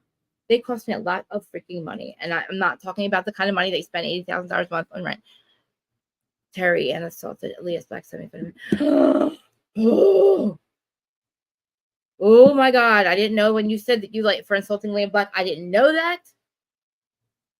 Lisa is not. This is not a fault. No, but Lisa needs to listen. Lisa does need to get a therapist. She's very damaged. She is still saying, she's still crying and been saying that he's throwing me away like trash. I mean, that's true. But listen, we're a year and a half later. You have a whole ass boyfriend. Okay, we're not supposed to be crying about what Lenny has done to you personally. Taking your motherhood, yeah. What he's doing with what he's disgusting. What he's doing is trying to bleed you dry because you will not leave, Lisa. You're handing him the gun to shoot you with every time. You're handing him the gun to shoot you with by staying there. You won't leave a $60 million mansion. His girlfriend wants to stay there. His mother's abusing you mentally. She wants him back. I know. It's ridiculous. It takes two to tango because but listen, she knew she had that prenup. I believe she knew he was cheating. She didn't have sex with that dude. Didn't have sex for months, right? There's no way that you did not know that he was cheating. Her being smart by staying with him, appearing to be the wife that loves him, and she literally made it to the fact that he was so annoyed that he's fucked up on camera and admitted to cheating, which causes a lot with the prenup, right? So she made it. So she annoyed the shit out of him. Remember, oh, we still have a spark, right? Right? Like I believe she played it because if they weren't having sex, and she knew something was up. And the fact that he flipped up and did that, I think he did a hot mic mimic because he's stupid. But listen, I don't know what she's getting out of her prenup. I don't know. I know she got kicked out of the house, but you know what? If she got to keep it, I would have sold it and literally pocketed $50 million and bought a $10 million mansion next to Jody and lived my life. But she didn't get the mansion. I don't know what she got as child support and all that. But I really hope that this perfume that she's calling Empowered or something takes off, because I don't know what 40. I mean, if Alexia and Todd have to spend $40,000 a month in rent, do you imagine what Lisa Lahaxine spent? I mean, I'm like speechless. I mean, I can't speak as it is. But like just trying to get that out of my mouth, 40 to 50,000 a month. Am I ridiculous? Am I like crazy to think that's way ridiculous? I thought the rent was only, I'm telling you, I thought that was for a whole year. I thought that a year. He technically did not cheat, but he did. I know, but you know what? To push it as long as she did appear that she wasn't. Oh my fucking God! Are you? You mean? Oh my God! Not Lisa. Yeah. Mm-mm. And I'm glad if you're here, because I don't know how I missed all this. And Jody pays half her rent. They really spend that much money on rent? I'm shocked. I'm shocked, and I'm shocked. Yeah, she knew. There's no way. We saw it. And I can't even believe that. Guys, please tell me that's not what normal people pay in America, because I mean, I know it's high around here. Like, listen, for like to rent a 3-bedroom single family home, it's about $2,500 here, okay, a month. Like, live close to the water, and that's high. It's going up a lot. That's doubled. It's doubled. But that's like, yeah. I mean, wow. Even like Gorgas and all them, like if they say they had to rent, like some of them do, they're not paying that much in rent. Do you see like Dolores' townhouse? That's not that. It's beautiful. I would live there any day. I mean, listen, it's a lot. It's not 30K. Like, we're not ridiculous people. I don't believe that you have to do that. Yeah, Allie from Miami, please tell me, Allie from Miami, is that normal? Is that normal? Thank you. Yes, thank you. Me too. I have people that have like studio apartments pay less than $500. It has gone up. I know people pay. Oh, 250. Oh my God. I thought you meant 250. Listen, I don't know. I'm not. I mean, I don't know. Maybe I'm shocked. I'm shocked. 50 million a month, 50,000 a month. I'm not rich people, but like they're not rich though. They're not really rich. Think about it. They're not Sutton. They're not Kathy Hilton. They're not Kardashians. I mean, are they really rich? Like Todd, apparently his business isn't doing well according to Anna. And you know what? I can't believe Nicole. Like, I cannot believe Nicole. She's a horrible actress. She is a horrible actress, because there's no way that she's acting so stupid. I didn't know. You're crazy. Are you crazy? Why are you acting crazy? How would I know that you have a problem with Anna? What do you mean? Adriana will tell you. Adriana brought her as her guest. You didn't. I'm sure Adriana told you. Okay. So you're a horrible actress. Okay. And I believe she on the water sounds about, oh my God, billionaire. All right. Okay. Star Island is a thing, right? Star Island is basically all the richer people, right? So a $60 million mansion, how much? Oh my God, would that be $30,000 a month in rent? Oh my, holy shit. That's fucking ridiculous. Yeah, exactly. Listen. Yeah, are you single or in your friends? Like, Mimir, am I like? I mean, I don't know. It's got to be like I mean, I guess that's just like where people live. I guess things are just expensive now. I mean, like I said, I haven't had to pay. I used to have to pay rent. I mean, we paid. Guess how much we paid before we owned this house? We paid $800 a month. Okay, and I mean, yeah, like I'm just look. Okay, I guess maybe now I'm just catching up in my brain. I had like payment shock when she said that. I am so shocked that was. I must not be living in the real world because I guess I'm just grateful that I have a house and that I don't have a mortgage and my husband has paid my husband worked his ass off. He bought this house and he's paid it off and he still worked his ass off and this is our house now. No, I guess I put money towards it, but like I know even having to go buy a house or had to rent a house, we still would not be paying a lot of money. Like I would never pay that. I don't know. Even like the highest you would find something around here, maybe 2,000 for like a Gorga house. Like it's just maybe I guess it's where you guys live. Like, and I mean, oh my God, Krista, I am so out of the loop. I'm out of the loop. I mean, yeah. I mean, are you looking? Yeah, I'm exactly. Thank you. And look, it's I have to spend a whole mortgage just to update my house. It's not even up to code, but I'm grateful to have a house to do that with. You know what I'm saying? Like, I feel like sometimes I complain about like the contractors and how much money it's going to cost and everything. And like, we're going to have to borrow some of it. And I get very like, and then I'm like, wait a minute, these aren't bad problems to have, Krista.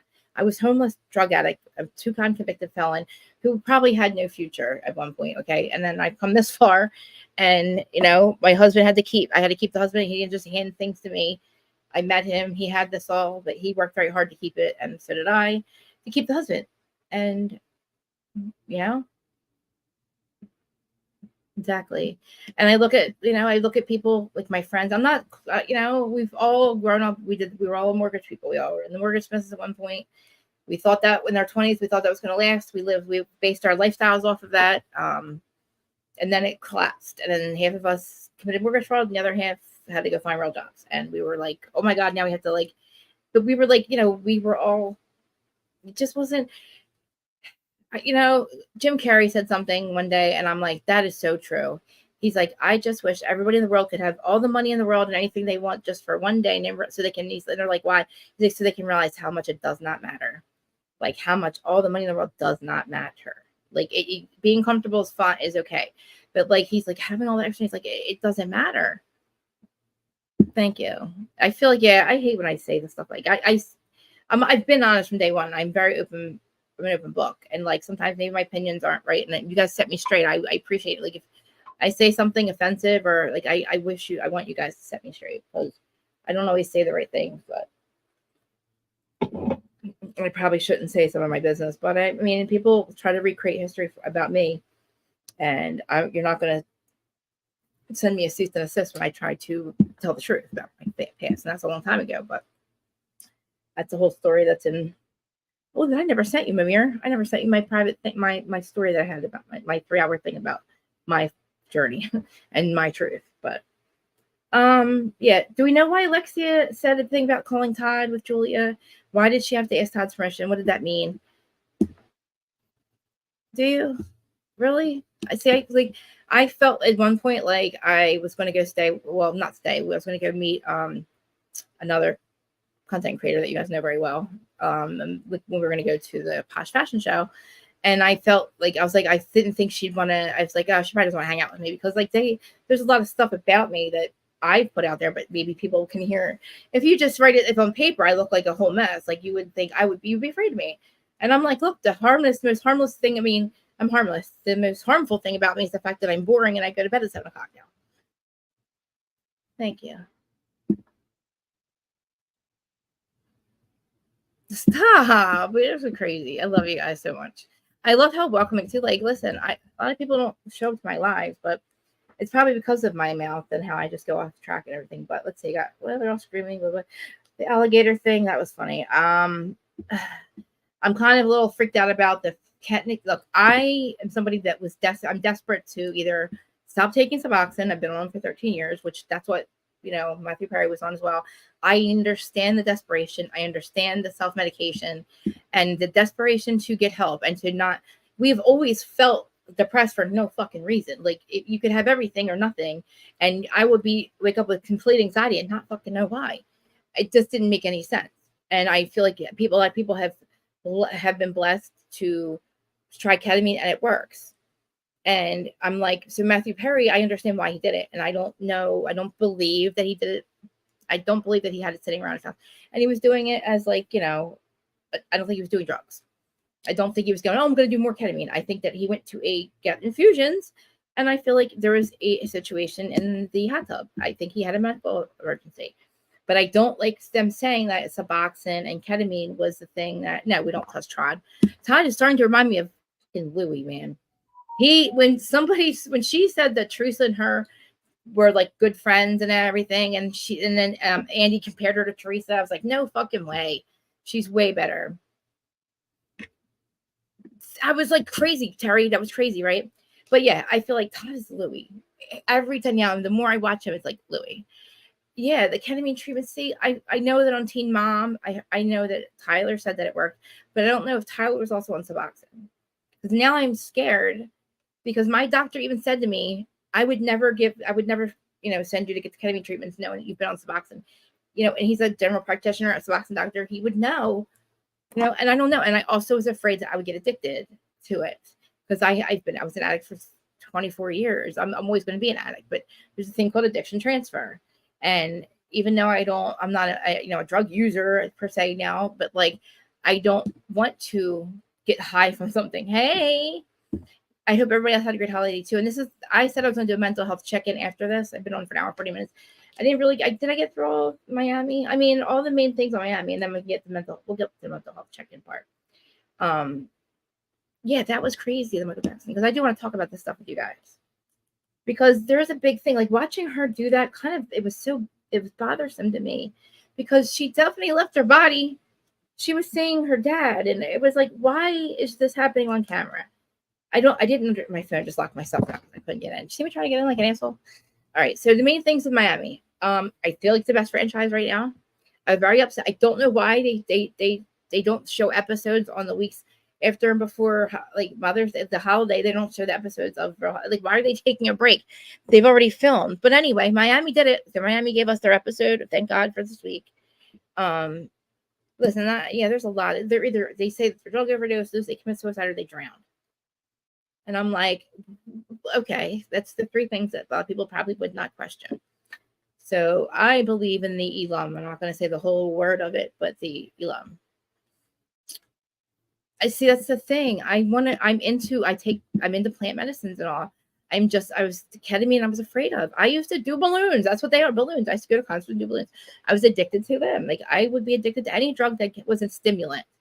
And I can tell it looked like Adriana was stimulated. I don't know what that means, but I love you too. Sorry, I'm late. You have much to say about my. Really? Did you watch? But do you watch? You watched it, right? I feel like it's the best episode on. Yeah, like why do they take a break though? It's crazy. It doesn't make any sense. It's not like you're actually filming. And you know what happens? Then you got all of the shit going crazy on social media. Kyle has to be seen. They have to go to Aspen. She's got to make a story. We have to make it look really bad. Look, Mauricio has been a fucking cheater and a scumbag. It's a hour 40 minutes. I can say this shit. Who started your own podcast? Love you guys. If you're still listening, you can end it here. There's chapters. There's timestamps. But now I'm going to start getting cursing and I'm going to start talking real and how I really feel. Like I always do. But I've showed you. Okay, let me say something else real quick. The stuff about Morgan's boyfriend working for Mauricio at the agency. I said this in November. I'm sorry, I said this in July because I got it out of data Wilkie's Patreon, which I tell you guys every single time where my sources, where I get it from. I tell you to go to her Patreon. I even show you receipts. July 3rd is when she told us about that, okay? I brought it to you guys because in the summertime, I was doing Bravo T. So Mr. You-know-who was not the first person to talk about it or bring it to light because he got it from the same person I got it from, except he just got it from her because it just came back up again. I told you all about Elsa Jean months ago. Okay, and nobody cares. I mean, it doesn't really matter. Like but he can't sit. I don't like him sitting up there and saying, "Oh, other content creators think they're the ones that told it first." I don't even know if anybody else even said it. I don't really give a fuck. I don't care who said it the fuck first. It doesn't fucking matter. Dana did, but you had to go to her Patreon and get it. But I told you, I have her permission to bring certain things and like talk about it. And yes, she needs. I wish people would go subscribe to it. Mimir, I thank you for all that because she brings us the tea that we get everywhere else. And listen, when you want to know about the housewives, you don't go to CNN, you don't go to Fox News, you go to social media and you come to us, like the people that seem to not matter, the podcasters or the YouTubers who they call us, we're like the bottom of the barrel. But we keep their narratives going and we keep this stuff running, right? We are the ones who talk about their lives. Kyle, I feel like Morgan's your daughter. I feel like Morgan is somebody's adopted daughter. Terry, you or Mimir, somebody said it, and I'm like, that makes so much sense to me. It was weird. I thought it was her sister.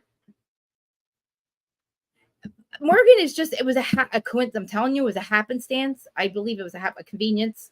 It was a convenience stance. I really do. I think conveniently they found each other, and I really believe it's like an adoption thing, or maybe Kyle gave her up for adoption a long time ago. I don't think that they're just fast friends because they're nothing alike as far as life, like, you know what I'm saying? Fast friends is like your fucking friend Freddie Hellenkamp or another Beverly Hills housewife. Kyle's always her opening taglines are always in this town, in Beverly Hills, in this town, in Beverly Hills, in this town. I can run from it. Something like now she's running from it. I don't know. You got anorexia. You became anorexic, Kyle. You're traumatized by that. What I played for you guys, or I don't know if I played it, but I probably played it. That would traumatize me. I don't know what situation you have with your husband, Kyle.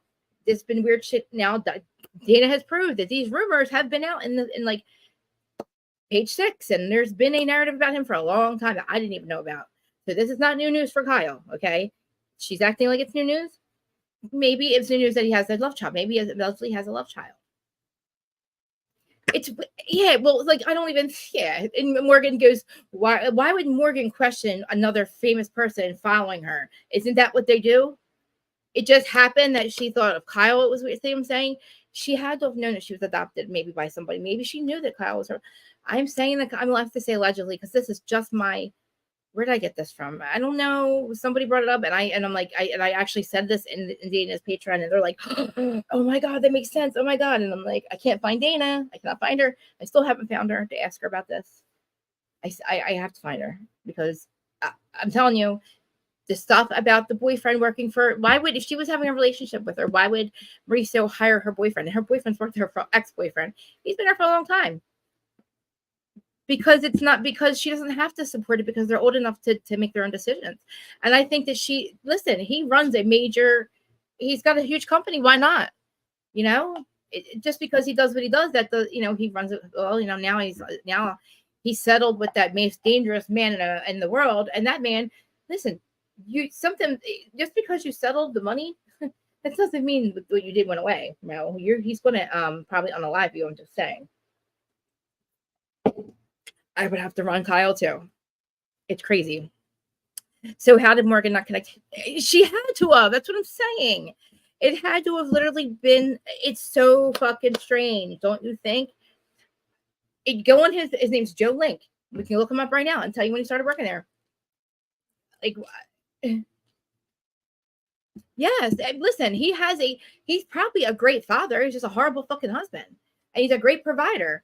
And if he's got the balls to steal from like Hilton's, and he's going to steal from the most dangerous man in America, apparently he runs a good business, but he's also making enemies, and that's not cool. Yes, that also too, the 23andMe ancestors connection. I know, Terry. I don't know if it's hard to tell. The thing is too, but like Kyle's storyline, she tried to hide it. She rides it like she did with Robin. Like she escaped all those. It does. I know. When they say it, sometimes I'm like, I mean, now because they say it so much, it's now, it's a brand, but I just can't believe that he's got the balls that he does and the greed that he does to do what he did. And he doesn't give a shit too. I feel like Allie from Miami, I feel like that he does not care about Kyle's mental health to do and say the things he does on camera about Kathy. And it's crazy. Like, she's already afraid. She's traumatized by fucking Kathy. And I believe what they've said on Reddit, that she probably grew up like the redheaded stepchild. She said it. I wasn't the blonde. I wasn't the skinny blonde. Where's that? Was that? Wait, I'm getting Kardashians mixed up. I don't know. It was either Kyle or Chloe. One of them said, I'm not the cute blonde. I don't know. My sisters were blonde and I wasn't. I think it was Kyle. But listen, there is a picture that I wish I could find right now of Kyle and Morgan, and they look like twins. Okay. What else with Miami before I don't want to, I'm going back and forth. I apologize. I don't feel like I've been talking for 2 hours, but I have. But it's because, guys, it's our 2-year anniversary. On January 1st is the 2-year anniversary from when I launched my channel. And I'll just set the girl right here in freckles. Yeah. I feel like Kyle's just trying. Kyle lost complete control. Kyle has lost complete. Oh my God, my phone. Oh, iPhone is the worst thing I've ever done in my life. I know, guys. I don't want to lose you, so I will talk about other stuff. Like, all right, yeah, I know the whole thing. Let's see, Adriana. Oh my God, guys, I can't even. Yeah, the redhead stepchild. Oh yeah, I mean that's what she said. I feel like I've been treated like the redhead stepchild. Yeah, I shouldn't say that. But listen, yeah, maybe it's probably offensive nowadays. The black sheep maybe could say it. Is Morgan older? I don't know. I should be. She was born in 94. So she was born in 94. I mean, let me see. Let's do the math. I hate. I'm so lazy. Hey Siri. Oh, I'm listening. Oh, not that Siri. Can you tell me? Sorry, I can't do that. Okay. All right. Sorry. Love you so much, Siri. Hey Siri. Can you tell me Kyle Richards' Wikipedia? And can you pull up Morgan Wade's Wikipedia? And can you also pull up Kathy Hilton's Wikipedia? Real Housewives of Okay, Beverly Hills. I found this on the web for Can you tell me Kyle Richards' Wikipedia? Thank you for Morgan Wade Wikipedia. Can you also put Kathy Hilton's Wikipedia? Check it out. I guess I should share it with you. I was talking to that Siri, and that's Kyle Ian Richards. He was born in 1969. Kyle Richards Umansky. What year was she born? Oh, sorry, guys. Let me share it with you. Or unless you guys don't really care to see it. Kyle, it's not going to give me. I want her Wikipedia. They can. Oh yeah. Hey Siri. Can you tell me how old Farrah, Kyle Richards' daughter, is from Real Housewives of Beverly Hills? Her age, please. Okay. I found this on the web for Can you tell me how old Farrah of Beverly Hills her age, please? Check it out. All right, I'll share with you guys. I learned how to share without throwing the porn up there. Oh no, not that tab. I want Instagram tab. Oh no. Oh, let me just do it myself. Sorry. Kyle. I just want her whole. Yeah, look at. All right, what's both photos? I'm telling you, they look like sisters. Oh my God, they look like sisters, guys. They look like sisters. Or oh my God. Okay, let me share it with you guys. I showed you guys the pictures the other day. Okay, yeah. Farrah's in her early 30s. Okay.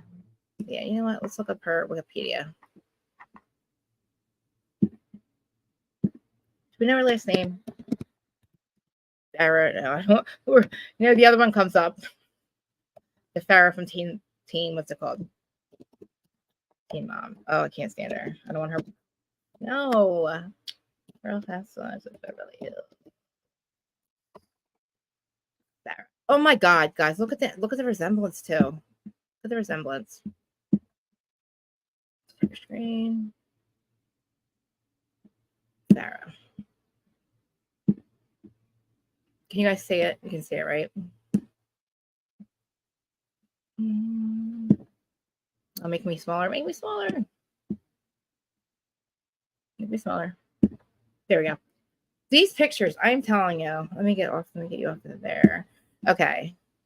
Okay. No porn. No porn showing, right? Okay, good. Let me see where I can read it. Farrah. Okay. She looks like Morgan. She's 35.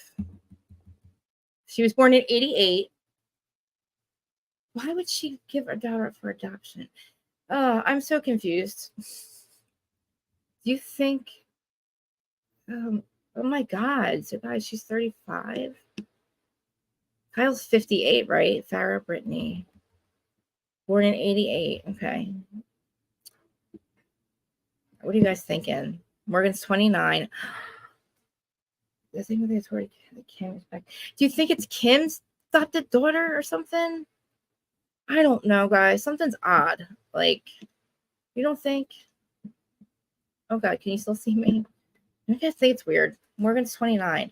So Farrah's older than Morgan. If Morgan's that's crazy because why would she give her up for adoption? Because when did she meet? Okay, let's find out when she met. When did she meet Mauricio? Because Farrah's not, Mauricio's child. So, all right, when did she meet Mauricio? These pictures, though, guys. I'm telling you, I don't know. Let me see. But then why Mauricio is has the boyfriend working for him? You know what I mean? Kyle and Mauricio's wedding. Kyle and Mauricio. All right, let's see their stuff. God, look, they have okay. So we're not talking about it. They're not on this week, right? So look at all the freaking stuff out about them. Look at everything that comes up. Like 2 days ago, 2 days ago, 2 days ago. Top stories. Kyle, it's like, what's their thing? January 1996. They got married in 1996. What year was Morgan born? 94? Okay, then. That would make sense. Look how much she looks like Morgan. Are you guys there? I'm sorry. They got married in 96. It says. Right? Maybe I should. People want you to show notifications. No. Yeah, you're. All right. Sharing. Instagram. Daughter Alexia. Second eldest daughter. Okay. Sophia. Blah, blah, blah. Wow. Pictures. I mean, there's the daughters. They all look like Morgan, guys. Come on. You don't, yeah, or something. Listen, don't you think she looks like them? Look at the sisters. That looks like Morgan. Maybe. Well, like Morgan was born in 94. She didn't marry Mo until 96. And he, he's okay. He's very cool with Morgan. And, obviously he lets her ex-boyfriend work for him. And Kim got Kathy got the tattoo. That's what I feel like too. I do. And I feel like they seem like they're one big happy family. Oh, what's that now? Sorry, guys. We're getting on. Oh, that's an advertisement. That's all the girls. That looks like Morgan and Kyle, the two daughters. So we got Alexia, Sophia, Farrah. Is one of them Kyle? I can't tell. They all look so much alike. You know what I mean? So, yeah, she's 53. Wow. The pair getting to know each other. Oh, my God. That's Mo's cheaty. That's the cheater, pumpkin eater picture. If we're going a rabbit hole, okay. Do you want to, though? All right. I can go back to talk about Miami. It's all you guys. I'm going to put the link up because I want you guys to call if you want. I want you to call if you want to. You don't have to. You don't have to put your picture on. They can completely put you as you can be a complete avatar. You know what I'm saying? It is up. Isn't it up? It's up.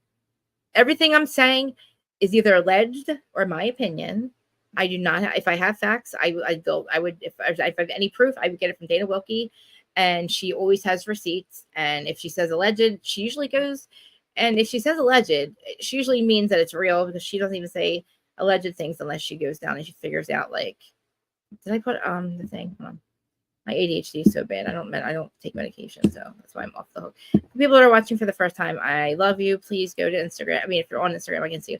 Please go, and if you want to comment, I can't see them, but if you go over to YouTube, you can. And I welcome opposing opinions. You can have an argument with me. I will gladly speak to you live. I am not, I just ask you to validate who you are, and then I will bring you up. But if you have never been before, but everybody that's watching appreciate it. So wait, what do I have here? What am I doing here? Let's talk about Moses. This is him. See, I just think it's very odd that he goes out and does these things in Aspen. And I don't think he needs the money. You know what I'm saying? He doesn't need the money to be weird, whatever he's doing. Like, it's, oh my God. Who is that? So there's a girl. Okay, guys. Mauricio and Farah. Guys, it's so strange. You guys, this is, okay, everything, I know, look, I'm not a real journalist. I just play one on TV. Everything I say is alleged. Look, alleged, any allegations are alleged. Any opinions I make or my guests are just that, opinions. Okay, join the open panel and live chat and disagree respectfully, please, if you do, or you can agree. And then it says, please like and share and hit the notification bell. I see all you guys watching on YouTube. I love you watching on, you guys are on Twitter Live or on 4 different platforms. I feel like a user because not that many people are watching me, but I'm not everybody's cup of tea. I'm an actual wacko. So, but I guess this is for pure entertainment. Listen, Dana stuff's awesome, and I'm telling you, I plug her down. You have to just go to the description and Dana's Patreon. Like, I'll try to even do it right now for you. Listen, she goes and she gets the tea that everybody's talking about. She breaks it down. She gives you everything, the whole pot. That's how I can explain it. It's the whole pot of tea. Like, we love spilled tea, but sometimes we're like, we have follow-up questions. We have follow-up. Look, like, you're giving me something, but I follow-up questions. And Dana's the one who actually gets the answers. So she's the one who brought all the stuff about Monica back in the summertime. I told you about Monica being behind the reality T Von Tees. She's reality Von Tees account going against Shaw. Dana told us that at like the beginning of the summer. And I've told you all that good stuff that was relevant to what we talk about. So do I.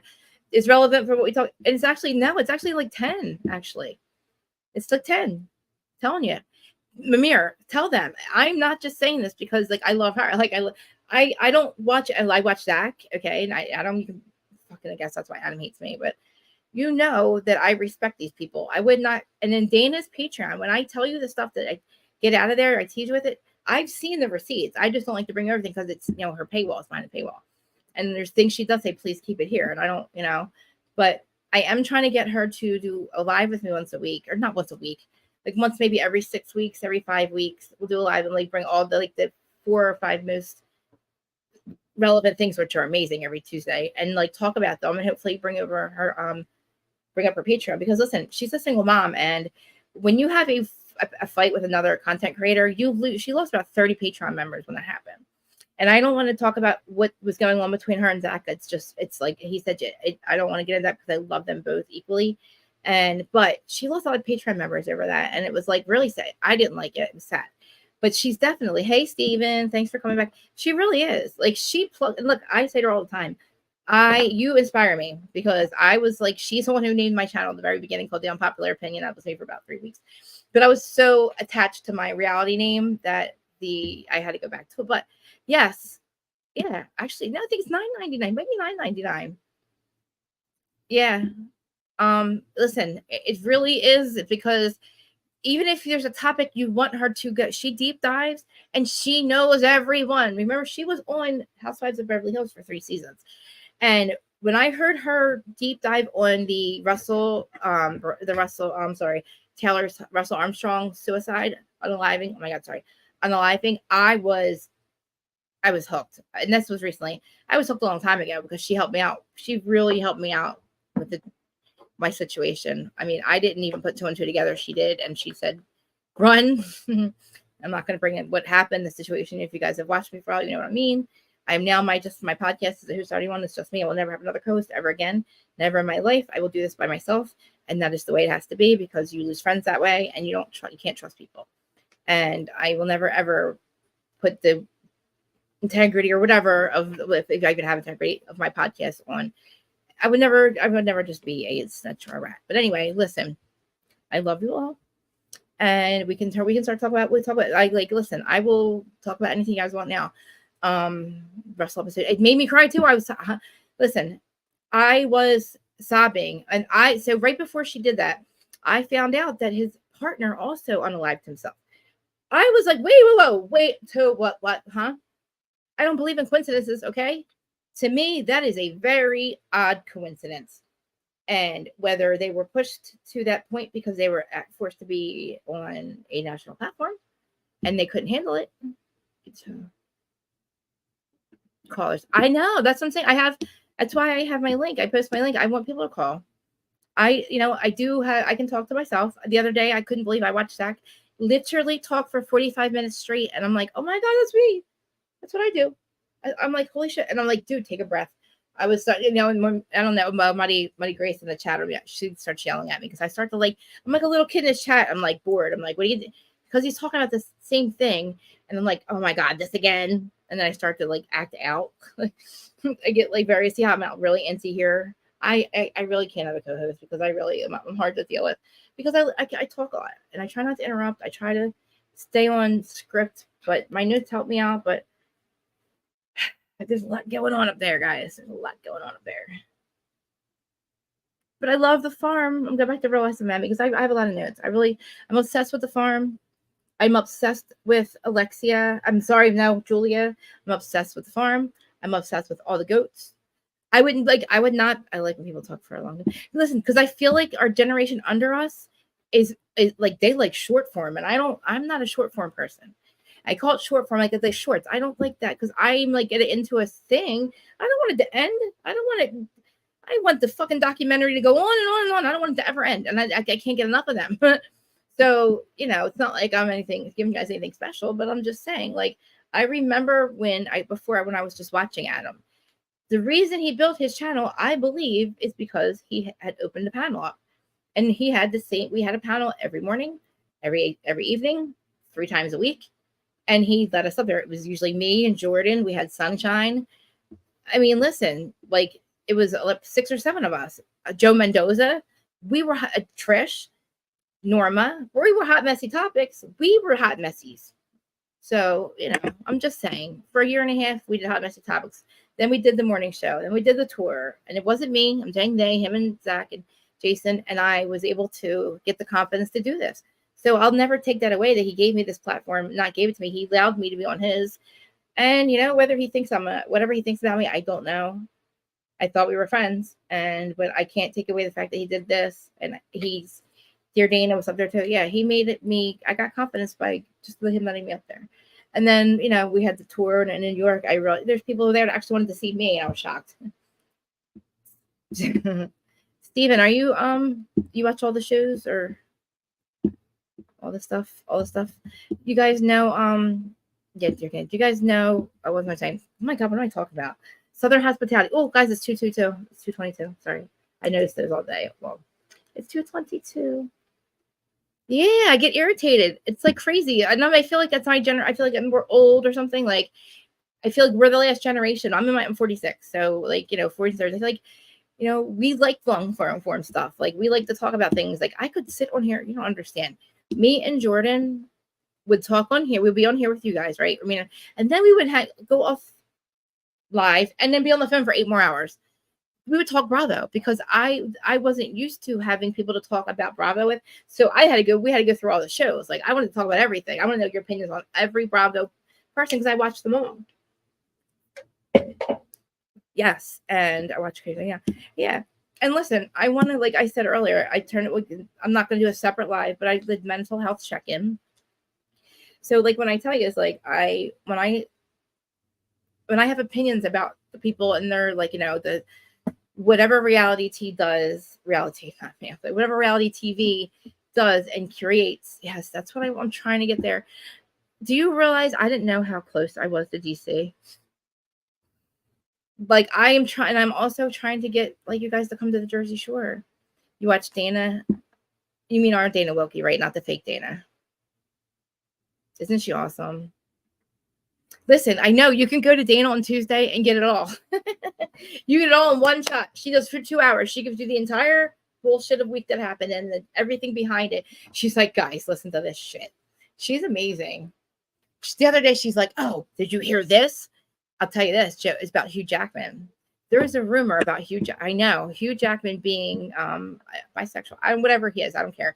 But he was not, but apparently he's gay, right? No, and he was apparently with, this is just an alleged thing, The Rock, okay? And that sounds so ridiculous.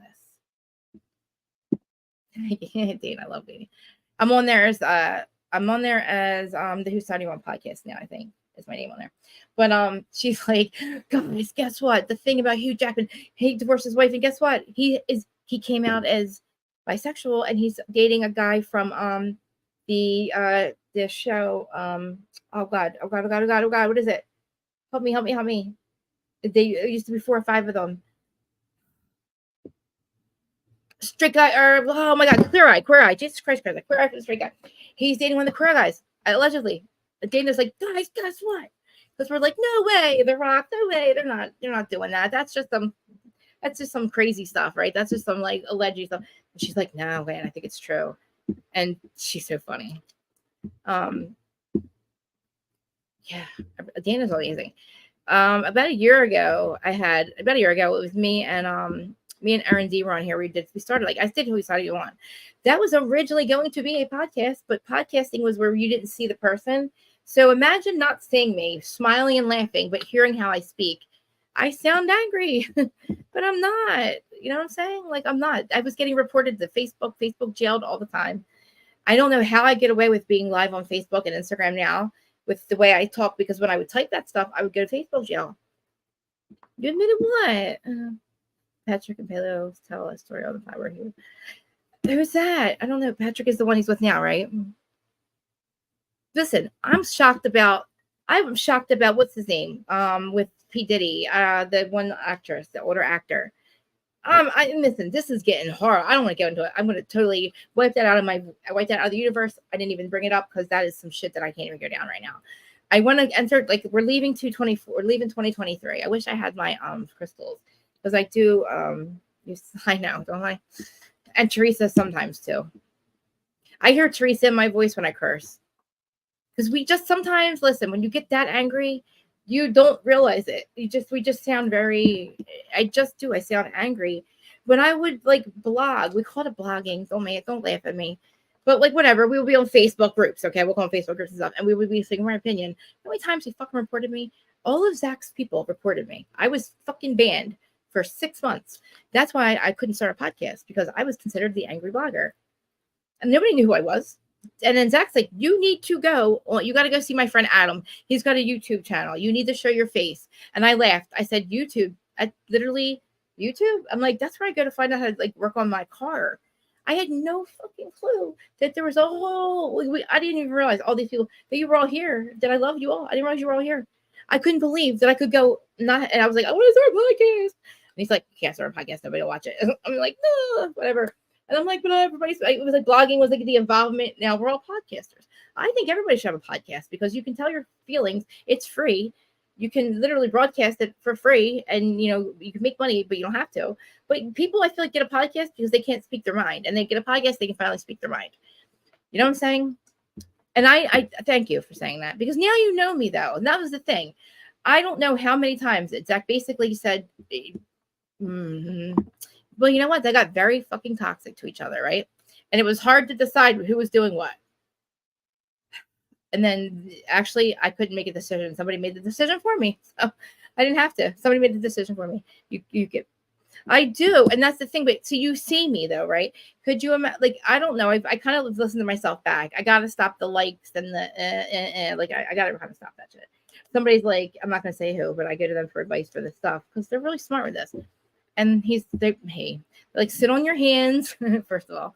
And then first, like, watch yourself with or listen to yourself without watching, then watch yourself without listening. And I was like, oh man, I'm a whole, I look like, I mean, honestly, like, I really, like, I took these mental health. Yeah. I love it. I say, it's just, I feel like he's going through a lot, and I do feel like maybe him and Adam, I'm not going to say anything about that. I don't know why they end friendships over this. To me, this is a platform that you don't need to fight about, because I don't, they get contracts from real, like, they get real money, like, they get real shit for this, right? And they get real opportunities for this, and they both get the same opportunities, and they're both equally good at this. They equally are good. So there was really no reason to fight. We want to talk about cats. I don't know. My kitty cat's. Oh my god! I just hit her in the face. I didn't know she was here. Oh baby, love her. Oh, my baby lover. Oh, my baby lover. Oh, you were there. Sit on these. Come here, my little baby lover. Come here, baby lover. Come here. Why are you letting me alone? Stay right here with me. So stay right here. They're going to think that you hate me if you leave. They're going to think I abuse you if you leave me, Momo. That's not Momo. Is Momo behind me? My little baby Sterling Marie that you see, she's been.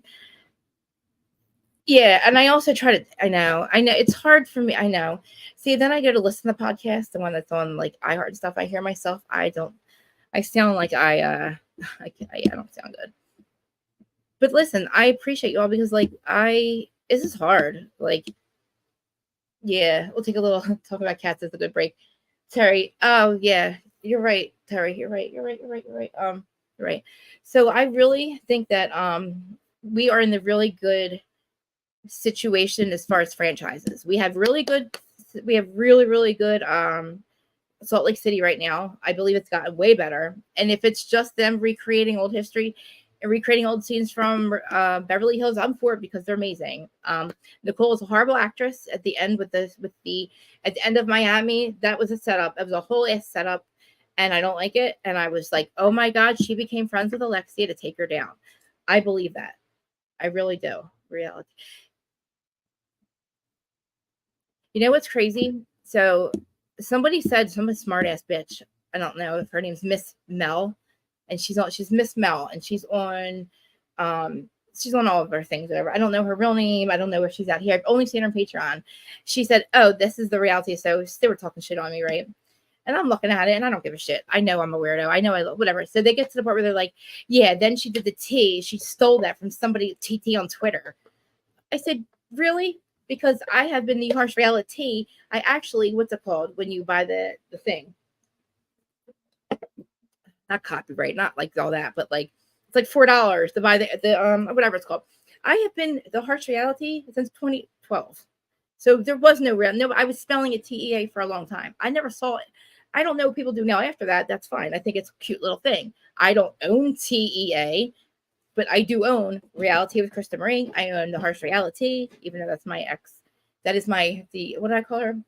It's my evil twin. She's not here anymore. She's the Wicked Witch of the West. She no longer exists, but I do own the rights to the Harsh Reality. Nobody else can be the Who Started Your Own Podcast, but it doesn't matter. I'm not going out there saying, don't use the TEA, but that's a whole other thing. It's crazy. It doesn't matter. Like and also the way I speak and the way I type, it doesn't catch up. It takes a while to catch up. But I feel like when I talk about the housewives and I have opinions on, this is why I feel like I can do this, because even though I'm a whole ass mess, I do have a lot of opinions. Yeah. Well, listen, we were all talking about it. We just didn't realize what we were doing. We didn't realize that, like, typing about having, I don't know. It was weird. We had to have email addresses and stuff. It was like kind of talking out to the ether. You had to literally find a blogger. We weren't even bloggers. What the hell was it? Yeah, you have been aware of more. I've been aware of them. Really? Why did your name doesn't look familiar? Are you something else somewhere else? Steven? I appreciate it though, honestly. Like I don't have a lot of people like literally that watch me live, which is, I feel like, I don't know why. Because then when I go and I look at the analytics, the people that come in, they get it from the TikToks and all that stuff that I don't do. Oh yeah. I got to go back over to X because I'm live on X right now. We'll call it Twitter X. Okay. I'm not going to be that stupid meme and go, oh, what do we call tweets now? X's, because that's just a stupid thing. What do we call a tweet? We'll call them tweets because I will never ever forget retweet or what's her face? Retweet or tweet. I will never get over hearing saying that in my dreams. It was a retweet. Fucking goddamn it. Don't try to put on there. That's the thing. Like, I guess another thing too. Like, I'm really hard on myself, but I can say that the people that are watching me and I'm interacting with you guys are my real, like, you guys aren't fake people. Like, you don't have to sit here and and watch me for 2 hours and 18 minutes, talk about whatever. Bravo, me talking about my life or whatever. Like, you just can leave. But, like, you do spend time here listening to me. So that, to me, I would rather have 50, 40, like, a real people that have always been watching or as emotionally invested in this as I am than 1,000 fake whoever's just for clout on your thing. Like Freddie Hellenkamp. There's no way you have 1 million views on your podcast. It doesn't even add the fuck up. 2 and 2 does not equal 4 there. Okay. It doesn't make no fucking sense. So we all have all our podcasts, like Zach, our numbers are not great. Podcasts aren't doing that well because now you guys can come over and do it live. Maybe there's people that still listen to it, but like our numbers are about the same. Okay. Like it's hard. The actual podcast part where like on the podcast platform, it is hard to get numbers, guys. And that's why I asked you guys, please, like you don't have to re-listen to it.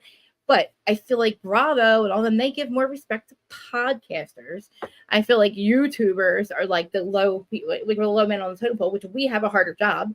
We have to show up live and make an ass. Like if I fuck up, I fuck up. Like I can edit it out, but I can't edit it out. But like you guys are saying, you know what I mean? If I fuck up, I fuck up.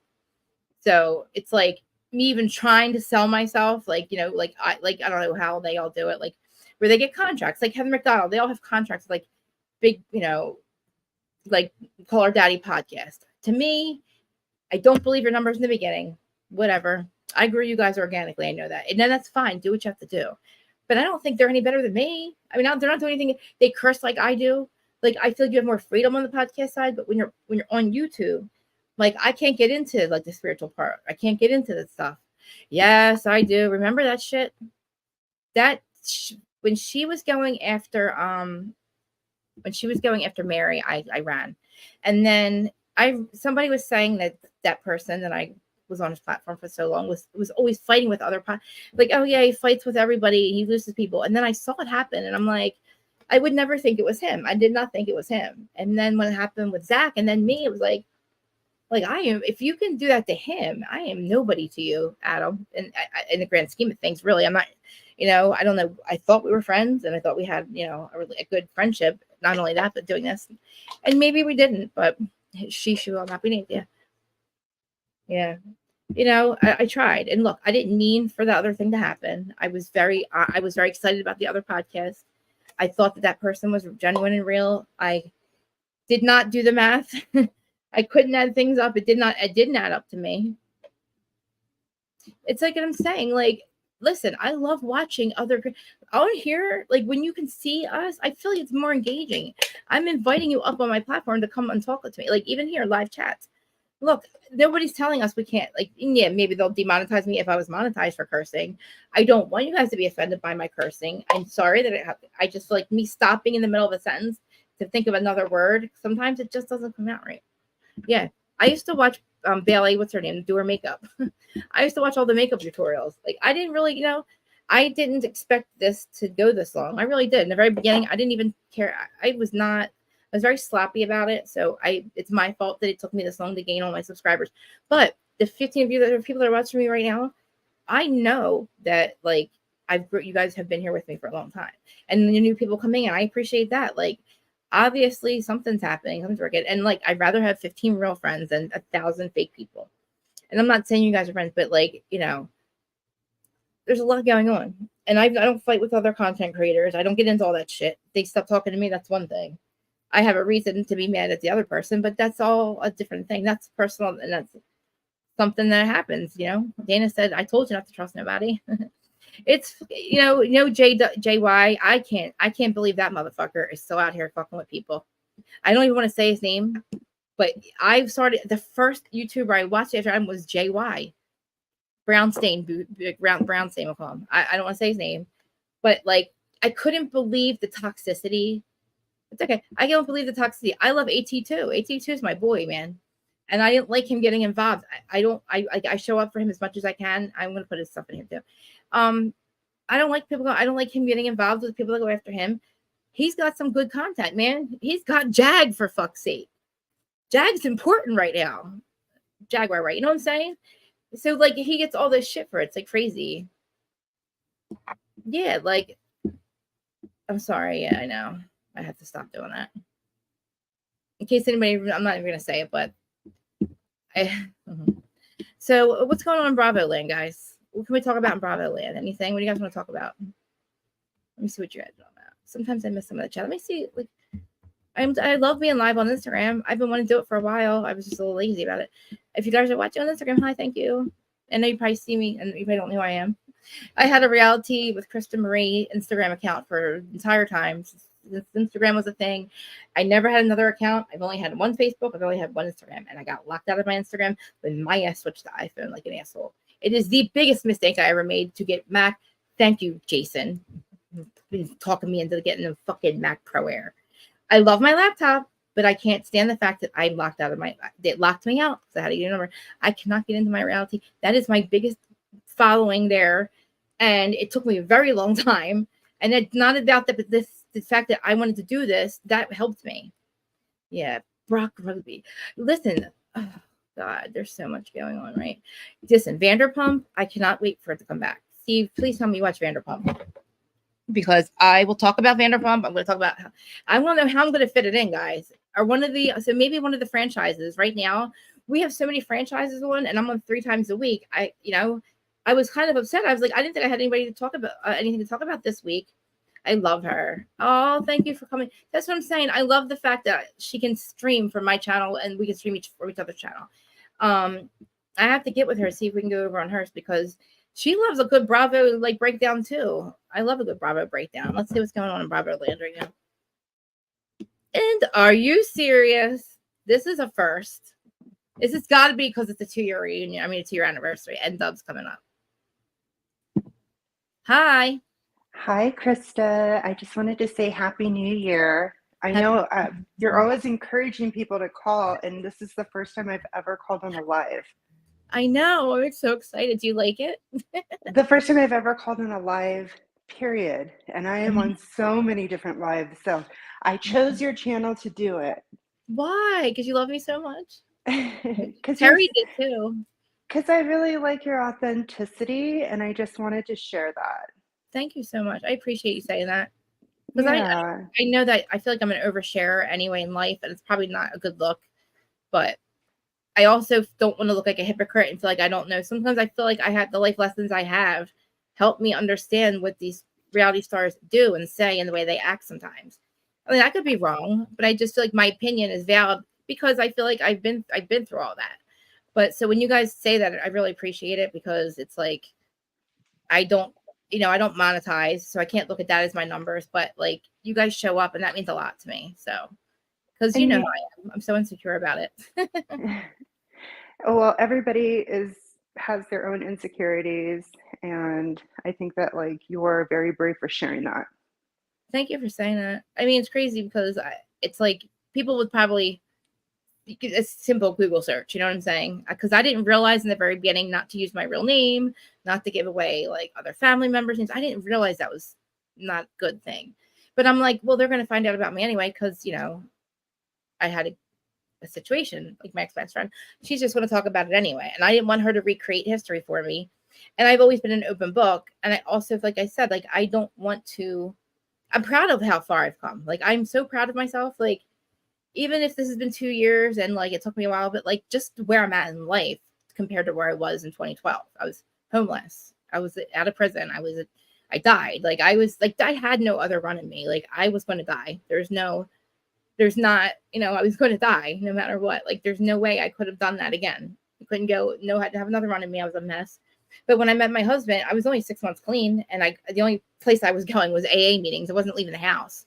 And like meeting him, it's like, okay, great. Like the best I thought I was going to do in life was maybe have a boyfriend. I never thought anybody would marry me because no, seriously. I did a lot. I owe IRS a lot of money, and it doesn't, like, on paper, it doesn't look good.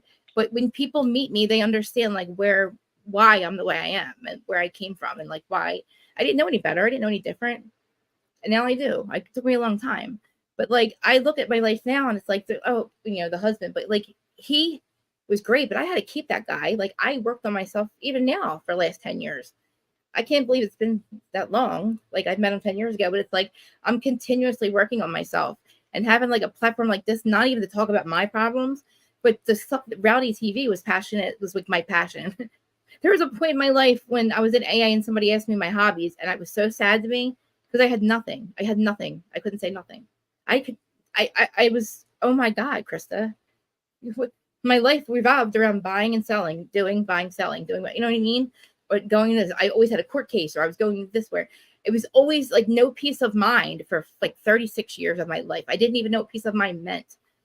I didn't know, you know, and I Yeah. didn't realize like my family, they all worked through chaos. Like we've all came out on the other side. It's crazy. I even look at my uncles, we've all literally come out from the other side, literally from in the gutters in prison. Like, and now I'm like, wow, my aunt and uncle got back together after 26 years being apart. It's crazy.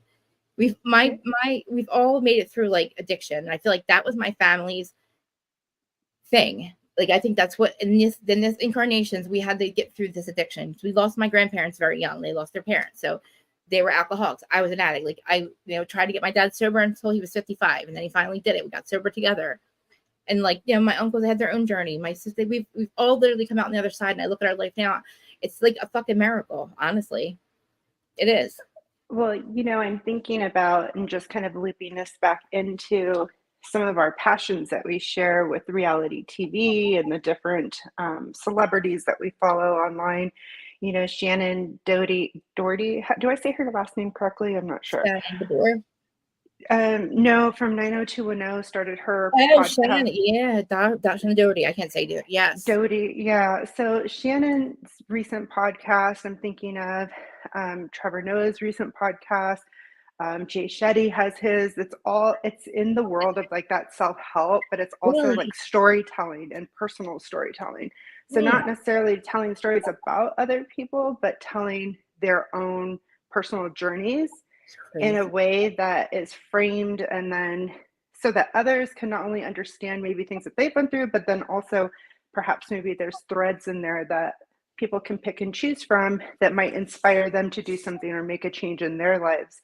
And I hear a lot of this type of storytelling coming out as you're going through like the different housewives or Bravo type of information. And I always thought that perhaps maybe for you, having like a little mini series on your channel, maybe not a separate podcast, but even just like so like what you're doing now, maybe you edit it and then cut off like the second half to be frame it in a mini series where you go through your story, because it is I think it has a lot of value to others when they hear things like this, and people know that they're not alone in their experiences in life and things that they may have experienced that were outside of their control growing up, and how it manifests in your adulthood.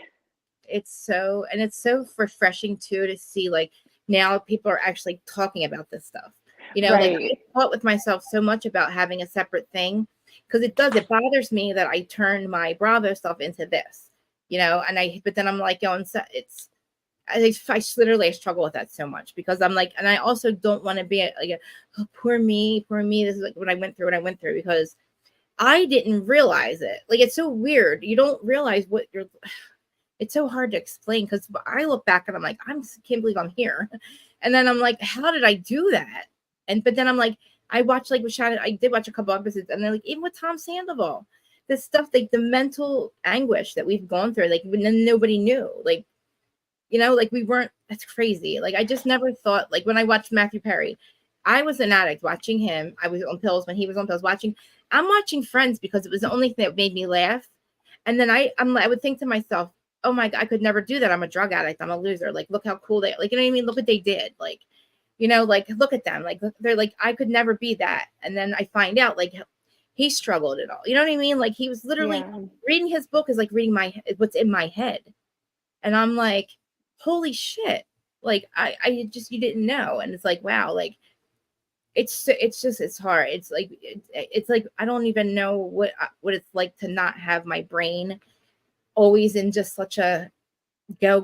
Like, I don't know if it's normal to not, like, I don't know what it's like that. Like, I meditate, right? It took me a year. It took me almost a year to be able to meditate, to stay still.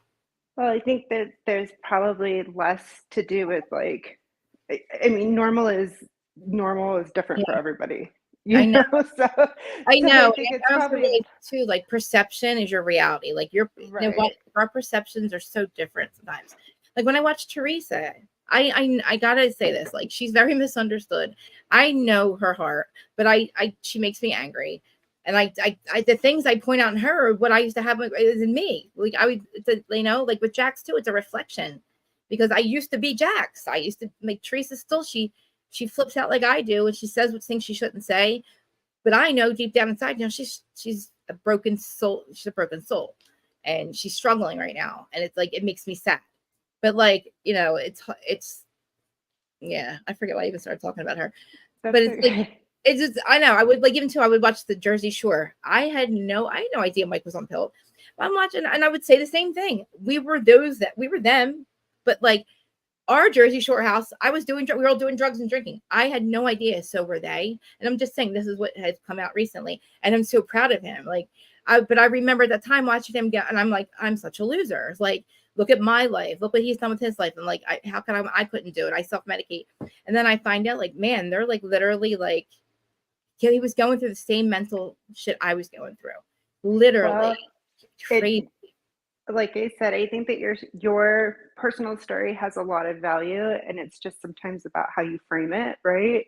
Yeah, I know. And I think that there is space, and especially moving into 2024, just the conversations and topics that people are choosing to center their platforms around, or, are more in that heartfelt, personalized, kind of bringing people back to like more of a human connection.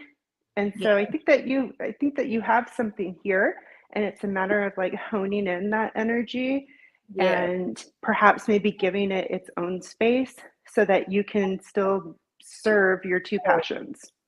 I know, you're absolutely right too. Because listen, you're like, everybody says that to me, because I have not separated my brand. Like, I have not separated my personal Facebook. I haven't separated them. You know what I mean? Like, I don't have them set like a personal Facebook and then Facebook brand. I don't have like 2 Instagrams. Like, I have combined them. It's not really a good idea. Like, because again, like, this is supposed to be up Bravo, but I do have that like, and I don't think, maybe I'll just, like you said, make a mini thing, like still have my channel and just make it like once a week and stick to like the topics. I'm going to start watching some of them and get some ideas, and like, because I really like, I appreciate you saying that. And I do think of it like, wow, like it's hard work. It's very hard work. And I would love to, have people and understand like what I went through and see like what they went through. I would like to talk about this stuff, because I always thought I was, like, I didn't realize how effed up I was until I went away, and I met other people. And then I'm like, oh my God, we're all like, it's not as bad as I thought. But like, again, like, there's space for it. And I believe like, when I did do that 3-hour thing with my story, I re-listened to it now, and I still have a lot to learn about the way I talk about myself and the way I like you said, the way I frame it and present it. Because me, I'm just like, blah, blah, blah, blah. I went to prison. Like, I'll just like literally throw that out there, like in the middle of like talking about Bravo, and it's like, holy shit. Versus people, and not everybody receives that type of information the same way. Right. Exactly. And so you will end up having different types of reactions from different people, and that's just how the world functions. Like, it's that type of diversity in the world that makes the world a better place. It's just learning how to communicate amongst that and navigate through some of those personalities, and not letting every single opinion pick us apart. True. And like the way you just said that too, like, I always say this, I don't want everything to be perfect. I like problem solving. I like duality with compromise. Like, I don't want everything to be like, oh, great. You know what I mean? I like to do, like, it's not supposed to be like that. And like, what would we do if everything was perfect? Yeah, it'd be fun for a little bit, but like, I like learning things and going through life and like having projects like this. Like, I don't want, to be like, oh, everything's great, perfect. Oh, yeah, great. Right. Bravo. Because it's really not. Like, there's a lot of times where I would come on here and like, it was so hard. Like, I would do it. But like, I would put on that, put on the thing, my face, and you literally, I didn't realize how much my face tells you how I feel. Like, I just can't hide my feelings. Like, it literally is on my face. It doesn't matter. If I'm bored, and I'm like, holy shit. Like, I'm like, I have a co-host and I look bored as hell, and I don't mean it.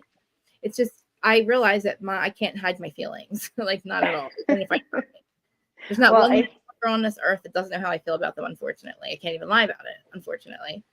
But they say, at least I get it out. I mean, I don't hold anything in, and that's probably a good thing. Like Lisa Rinna says, she'll never get cancer. Like, right. I was just about to say, like, humans are supposed to have a healthy range of emotions. The goal is to not get stuck in one for very long, right? Like, you're allowed to feel the full rainbow of your emotions, and you should. That's what makes us human. And guess what? I didn't. I blocked them out for like 36 years. I struggled with them, but I was a self-medicator, and I didn't understand that it was okay to go through them. Like now, you like you said, whether sitting in them or getting through them. And now I'm always saying, like, you have to go through them to get over them. And it's like I went through in 3 years all of it, which it felt good. You know what I'm saying? It really felt good to purge that stuff, like, and to really like take control of like what, my energy and like who was in my life and who wasn't in my life, and just getting all, I would fight with people instead of like trying to instead of just walking away and like, look, this is how I feel. That's how you feel. We're different. I was doing it so like, it was so negative all the time. Like you said, I was sitting in all that, and I took on those diagnoses. I made that me. Like I made myself bipolar. Like not that I made myself, but I put those labels on myself and ran with it. You over-identified with your label rather than living with it. Like I I'm made a person it my who identity. lives with. I made it my identity. It was crazy. Oh, I'm a drug addict. Excuse me, I'm bipolar. Like I literally thought to myself, why was I born broken? Like what happened? Like why was I born so broken inside? Like how come I can't be like this person? Like why can't I get up and go to work and be a nurse? You know what I mean? So I struggled so much, and I didn't understand why I'd wake up so happy, but then I would go around people and it would be miserable. And I'm like, I didn't realize what was happening. That was taking on other energies and taking on other emotions, and like just I feel everything. So I would look at people that would like, all right, so just for instance, what's his name? He got in the helicopter crash. Him and his daughter, they died. What's his name? Not Lamar. Kobe? Yeah. So that happens, and I'm bawling my eyes out. My husband's like, oh, he's gonna hurt. I was like, you're fucking Jeffrey fucking Dahmer. I'm like, how are you crying right now? No, Krista. I said, this is sad. And then I thought to myself, like, he's right. I don't know this person. I didn't understand empathy at all. I knew what it was, but I didn't realize I was also taking on their emotions. And that's like, why would I cry? I didn't know that, but like, I still cry about it. And I understand life now. Like, but I would look at him. I'm like, you're fucking Jeffrey Dahmer, motherfucker. You got no emotion. Like, I cannot be married to you any longer. How do you not feel this? And I'm like, I love you so much. Why don't you love me? And I'm like, Krista, Jesus, my God. Like, literally, my license plate, when I think I was 21, my license plate said psycho on it. That's why I said take on identity. Like, I really like took that on and thought it was like, That's funny. I sound like a crazy person. I get it. On paper, I'm a fucking mess, but not the last 10 years. I'm a podcaster, a crafter, I'm a gardener.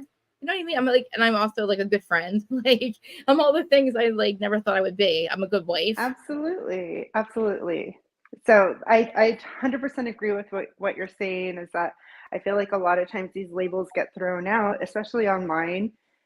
People like to say, and it has gotten, because I've been on Twitter for so long, and I've always been a live tweeter. I've always done the live tweet. I should go back there and see. I'm on there, but I'm just not on there tweeting, Right. Xing, whatever we're calling it. But I'm seeing now that like people are really being like real. It gets dark though, but I also think that that's a temperature gauge of what's really happening in society. And I feel like Reddit is Twitter's evil twin. Yeah. Think about it. But it's honestly, it's the truth. It's honestly, because that's where the truth is really coming from. Because those people are so afraid. Like I've had a couple people like anon me, and I know that and they're like so afraid to send the information to like Dana. They're so afraid that they're going to get called out. Like they don't want their name. They won't even like make a fake account. And they're like, please, can you send it to Dana? And I'm like, why don't you just somebody, I don't know, go to Reddit. I just like somebody go to Reddit, do this. And I don't, because I also don't want to be the one to like, but I'm just saying like yeah. Not that I appreciate Mauricio's receipts, but it's nice to see that like he is gross and like Kyle is grossed out for a reason. Think about it. She's so grossed out by him. That pod that I would be that so our girl did. That was like, as soon as that came out of her mouth, instantly I was like sending messages to my friends like, have you listened to this? Because I listened to it the first week it came out. I couldn't believe that nobody else found it. Yeah. I was like, this has to be Beverly Hills. Like, there's no way this isn't. The story just lines up too perfectly. she was not happy. You could tell she's not lying. She had real emotion behind it. She was really traumatized. Oh, I 100% believe what she's saying happened, but I appreciate that she's keeping the name like out of the public. But reading between the lines, that's the conclusion I'm coming to. I mean, seriously, because something was happening with him. Hey, babe, you want to get on camera real quick or no? My amazing husband. I love you. Love you. What are you doing? Putting the garage together? You putting my shed together? All right, love you. I'll be out soon. I'm on my phone now. Okay, I love you. You're a handy woman. Oh my god, yeah. It's weird that he's actually like, I would usually be like building it myself, but like I got a little ridiculous. I thought I could build a whole deck. I got to that point. I'm like, what am I doing? I gotta stop this. You know, my plants though, like I love my plants. I'm so proud of them. I'm gonna recruit your energy over here to help me with my flooring. Honey, your flooring. Oh my god. I can't tell you how excited I am to get that. Like I don't know. I never thought in a million years first of all I would be married to a guy like him. Like, but I mean, you know, it was hard work to keep it, but he like never, he's so unconditionally, he loves me so unconditionally. And it's sometimes I make it so hard on him. I was like, do not marry me. You're crazy. Don't marry me. You know what I mean? Like, I was like, you don't want this. Like, I feel like with like, you know, I kind of just stuck around. We're still on our first date. I came and I never left. Like our first date was in this house and I've been there ever since. Oh. No, he really I'm telling you, Krista, start mapping, put together a program for I think I should. Something about your personal story. I think that again, I'm going to repeat myself, but I think there's a lot of value there. I think that a lot of people can relate just from the different. Think that's the same old story though? Like everybody has the same kind of story. Like, you know what I mean? It's kind of like I'm saying it basically we all kind of go through that scene. And I feel like I'm just like, well, I don't want to be just another person that like, I don't know. I guess, you know what am I saying? It doesn't matter because everybody does Bravo and I do it. Like, you know, I guess that doesn't make any sense. You're right. I love you. Thank you. I'm like, wait a minute. It doesn't like, you know, if I'm sitting there saying don't self-sabotage before you start. No, it's not because sometimes stories, even though they're similar, sometimes they need to be told in different ways because you never know how one person tells or how one other person shows a specific thing. Yes. You never know how somebody is going to pick up on that and it might relate to them differently. Yes. Just like you said, like some people didn't like your voice in the beginning. Some people didn't like your tone, but maybe some people did. And then you know what? And I could tell. And it was like, you know, that's why I give Adam so much credit because I know I got a little, it probably was a little too much for him when he was trying to be Mr. Bravo and all I'm saying. But like I appreciate you heard, if you watched us, you heard about how messy topics. We were not quiet. We said you know what I mean? Like I was me on there and I you know, I would say to him, I would never, you know, I respect you. I would never make it so you lose your channel. He put up with a lot with us on there.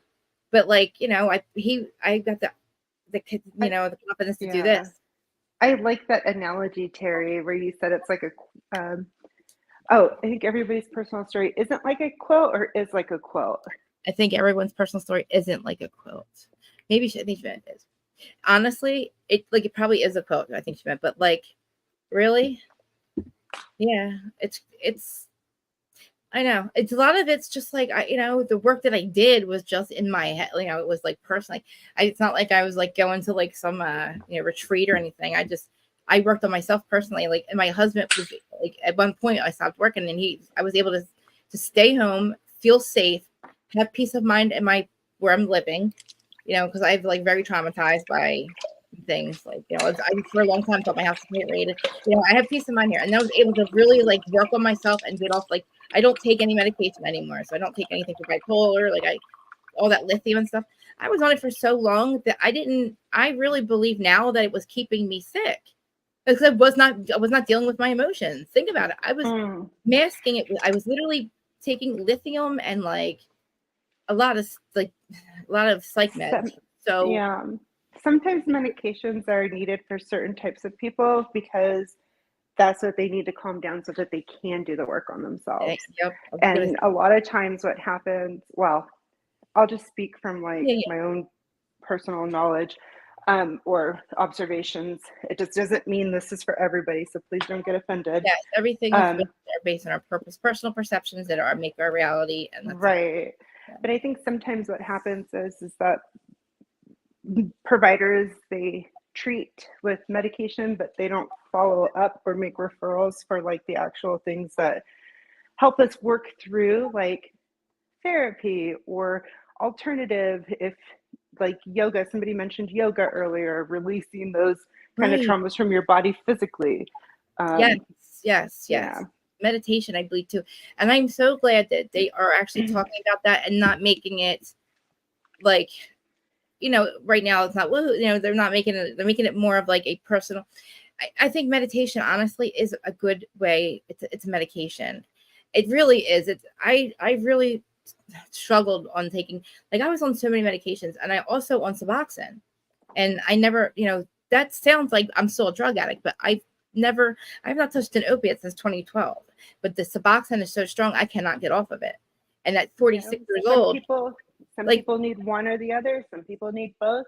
Some I people didn't need it for a realize period of time. Some people need it for a lifetime. That's when what makes us all unique. it was crazy when I found out Matthew Perry was still on it. Like, I remember we literally, when it first started, like when it was first here, we were one of the first people on it. And I couldnn't believe reading this book that he was still on it. And I was like, I felt so, God, it was so hard on me. Like that I was still on that. I'm still on it. Like, it's really hard on me.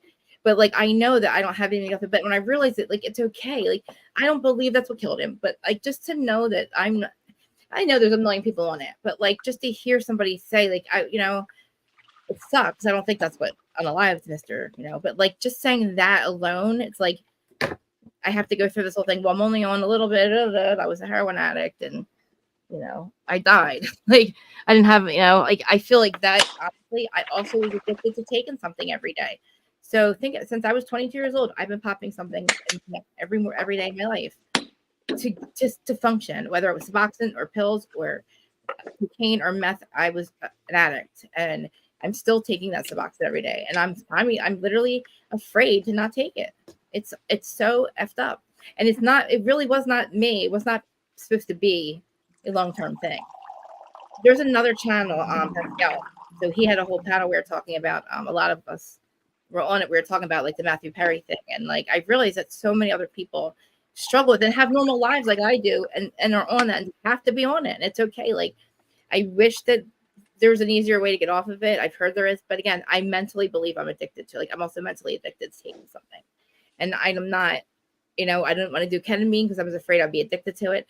And I think watching Adriana is very triggering. I don't know why they allowed that on there. Again, I'm perceiving it a different way. Maybe I thought that was dangerous. I thought that could have been triggering. I thought that. I think that they probably should flag. Sorry, I'm also washing dishes at the same time. I think that they should probably flag some of that content in the beginning of the show, because when you think about VPR, they've had like really open conversations about like mushrooms, and then actually like on the shows, I think didn't the Toms, I don't know if it was one of the reviews, but they talked about like a lot of that stuff, like, oh, we're going to eat shrooms and come up with creative ideas. And so they showed it.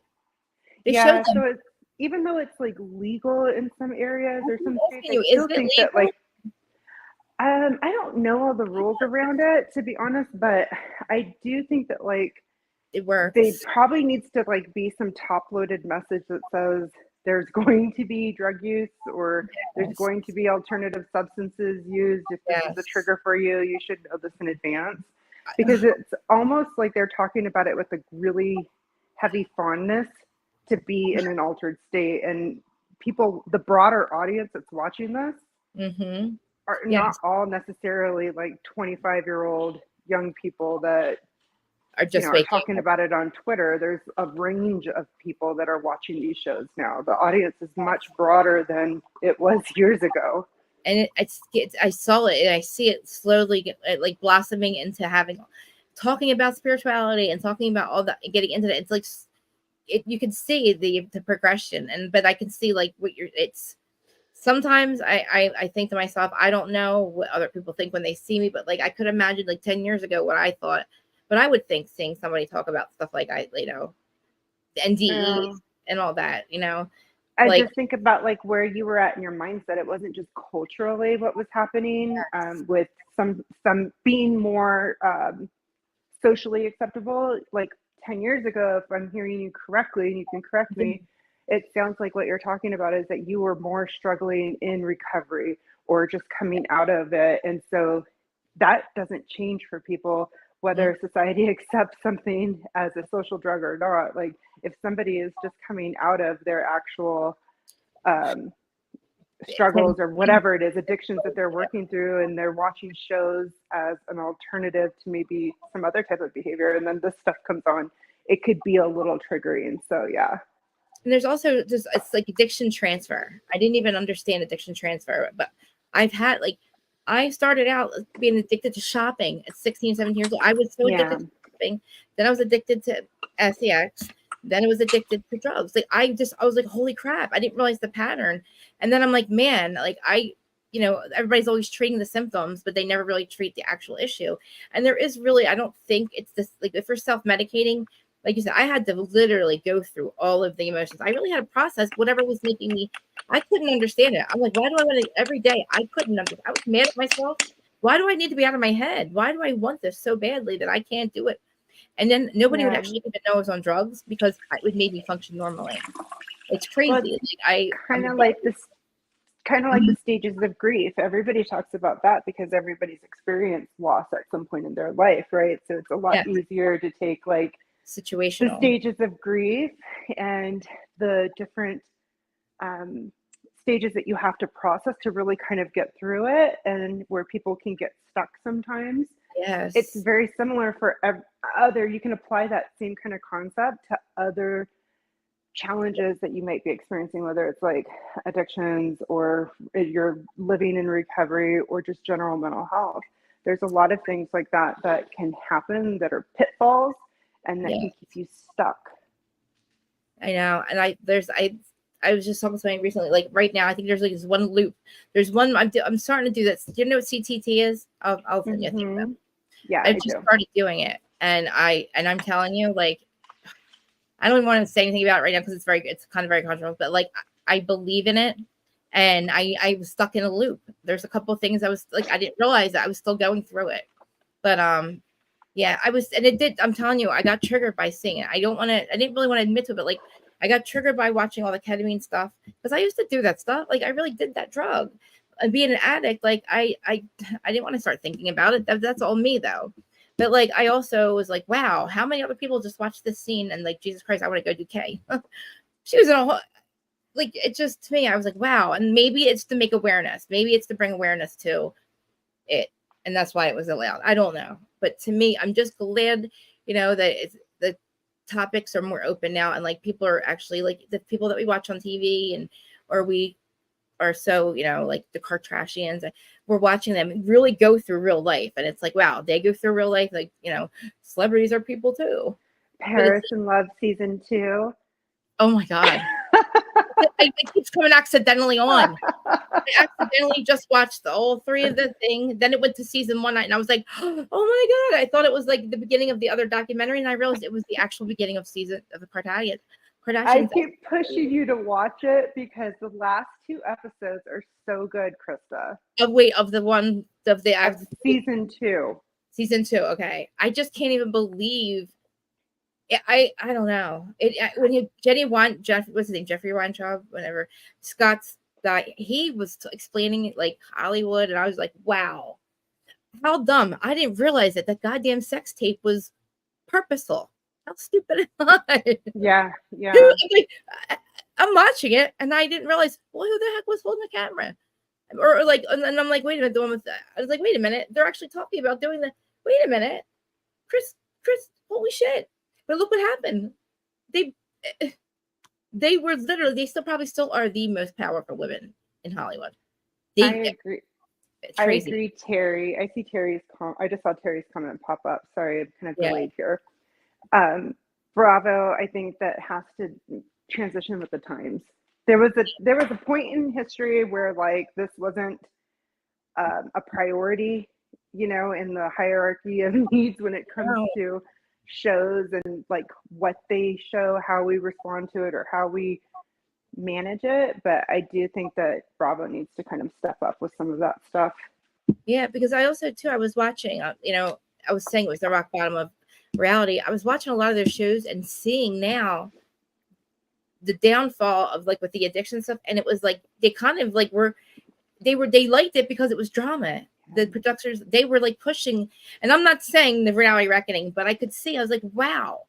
I don't want to, the one show that tried to be like the Jersey Shore, if it's Florida something, the one guy on there, he got really bad, and it's like and they wanted that, they wanted the drama, they wanted him to be messed up, and I was like, damn, like, no, like, dude, well, please.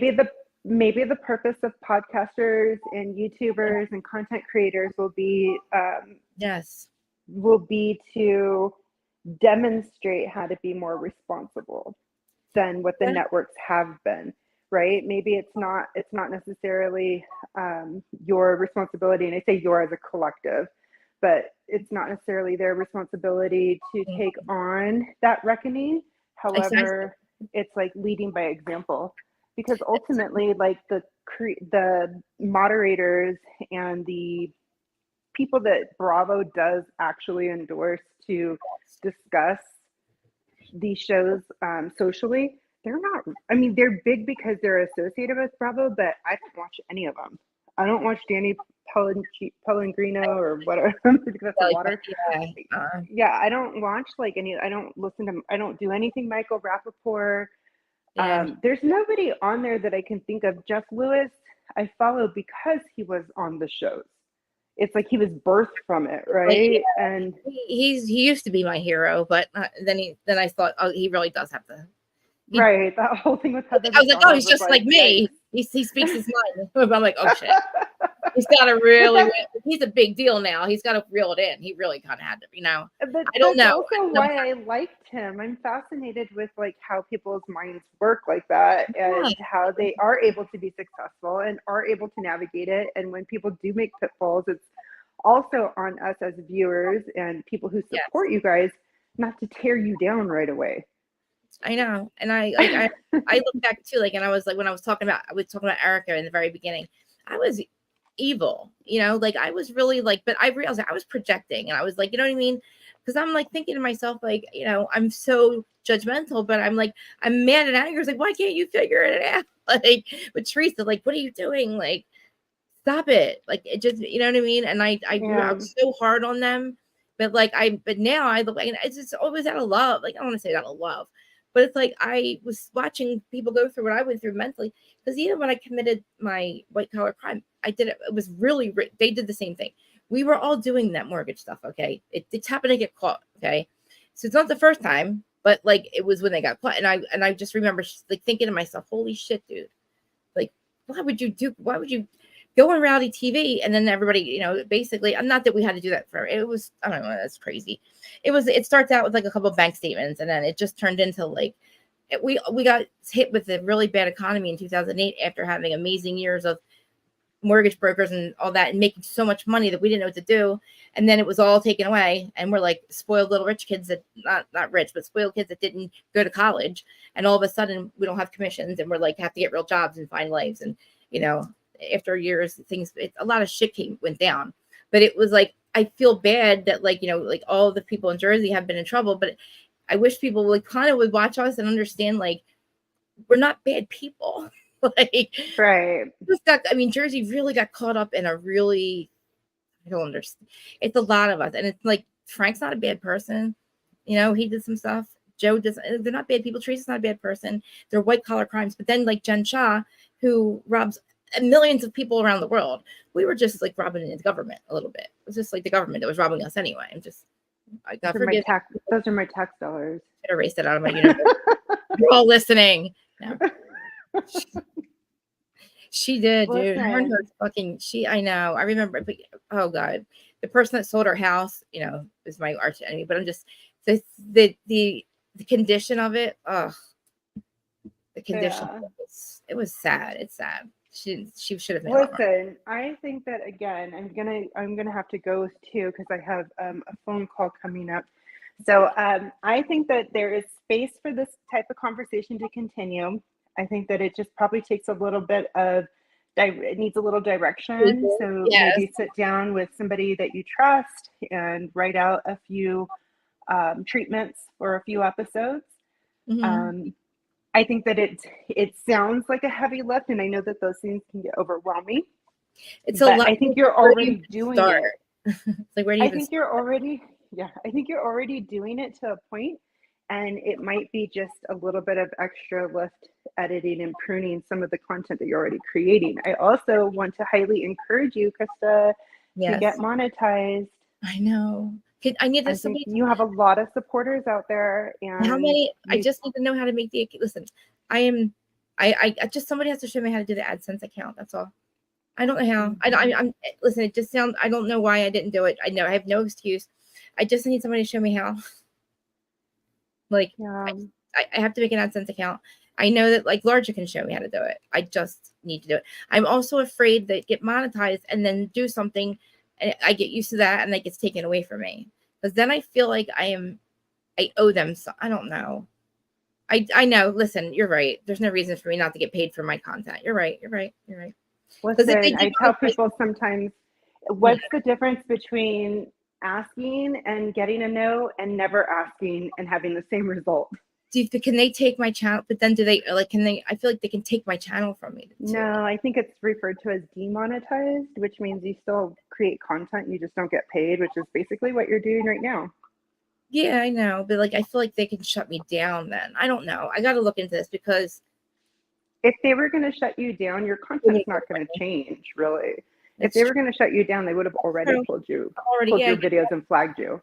I know, because I literally see my analytics. People stop watching usually about an hour and a half, which is fine, because I always say, I also make sure like I put the chapters in there now, because it'll say like we talked about this for this amount of time, and people can just go through it.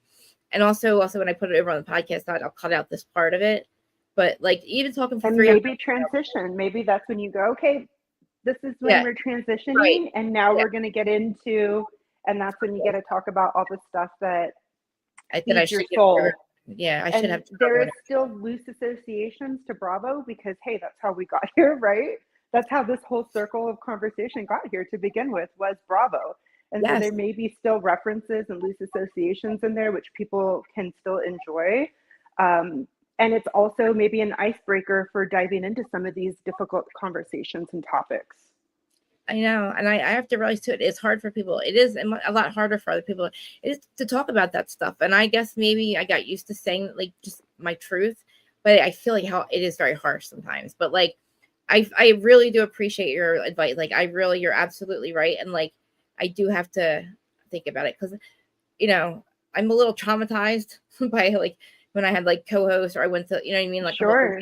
Oh my God, I don't, you know, because I've went to these people for advice, and like they'd be and then something happens, and it's like, I'm so afraid to talk to somebody, have somebody help me. But I understand, I understand that this is something that's like, I realized I watched like Shannon Bedour. I got a lot of things to talk about, like with her situation. I have a lot of opinions about her. And then we have like mental health people with mental health with Kyle. I believe Kyle is completely trying to control herself. I think she's anorexic now. I feel like she definitely she can't control her kids. They're too old. She can't control him any longer. And it's sad, because she can only control that. And it's like, I feel like I didn't realize that she struggled with anorexia her whole life. I didn't realize that, or eating disorder. So look at the fact that like what happened to her. And I believe a lot has happened to her. I believe all that stuff was like little league going on, but then I think she got hit with a lot of stuff last year and the year before, and it could have destroyed her. But she, as much as I can't stand her, she kept pushing, you know, she pushed through a lot stuff that we still haven't even, like, I'll say it, but I still haven't even, you know. Sometimes I feel like sometimes like we as viewers see it as like they push through or they battle through. And sometimes I think that on the other side, what we don't see is that they literally are just existing through it. Feel this, you're absolutely right. And those are two very different frames of mind and ways of existing in the world. And sometimes when you're just existing through difficult things, and you're not working on stuff, right? Like that, you're not like, you get stuck in certain emotions, you get stuck in certain mindsets, And that's when all these kind of negative behaviors can manifest themselves, and you don't really realize it until you're kind of already a little too far down that road, and you got to like reel it back in. Like a hamster wheel. I feel like it's like a hamster wheel, and like because it's like the patterns and cycles, and it's like holy crap! Like I didn't realize it. Not working on those patterns and cycles is why they kept coming back around. Yeah. But then, like I was like watching how you can tell once those cameras are down, she's I don't know, man. I don't know how she's been through. I feel really, really bad for her because she has really taken a beating. Like, and we watch it and we're watching. We're like, oh, Kyle, you deserve it. Like, you're getting the heat. Blah blah blah. I mean, like, give her credit for showing up, man. Like, because she's going through it, and like I feel like Erica was just existing. I feel like Erica's maybe it's fake, but I feel like Erica's finally having some type of feelings. I feel like when she was going with Tom, I feel like she started to like literally just like you said exist. She was a robot and she turned her head, whether you guys want to agree with me or not. I think that she didn't know how to get out of it, but she was a shell of a human. And I feel like she's maybe now starting to feel like, oh God, I can have friends. Oh, I really can have a relationship with my mom. Like, I don't know. Like, I was really hard on Erica. I was like real hard on her. Jen Shaw too. Whatever it was, I just hope that whatever point people are kind of waking up to their situations, I hope that they find ways to thrive in 2024. I feel like course could be amazing. There are so many supportive communities now and groups that are willing to talk about this. I mean, not just talking about just basic therapy that you can sign up for, but there's communities and safe spaces that you guys have created as content creators for all of this.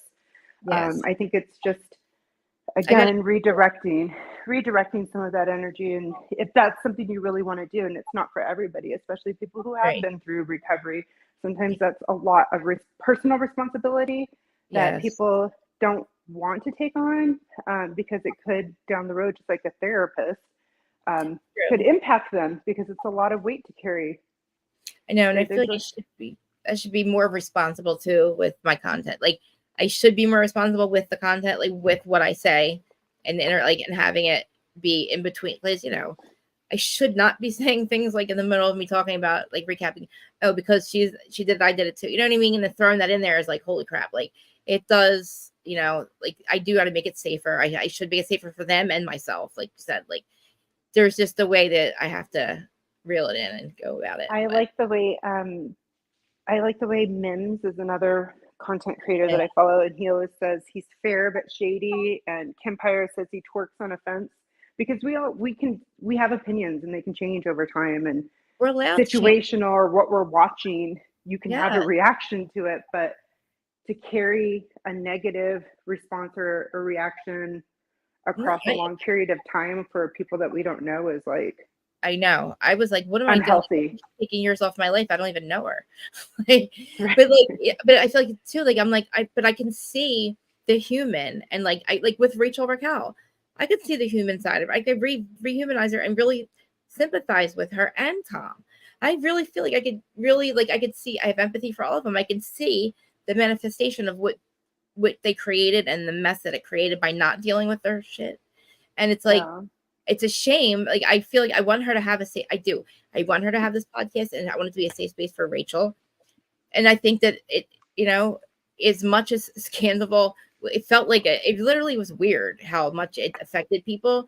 But I think it's because finally we're like, wow, look at what's been going on behind the scenes, this manifesting of all this awful, awful situation that occurred. Rachel hurt so many people, like really damaged a lot of things. But like, I felt like, okay, now we're on the other side of it. Now we can talk about our feeling. You know what I mean? Now now we can figure out, why did he do this? Why? I just too, like, I'm very interested in like how I reacted in my situations and how other people reacted and why. Like, what made you, what I mean? What made you be able to do it this? Because we've all done it differently, Right. Like, so you'll have your hot, messy side with whose side are you on? And then you'll have a back end side, maybe a series of, and why did we, tell me more. Why did we feel like this?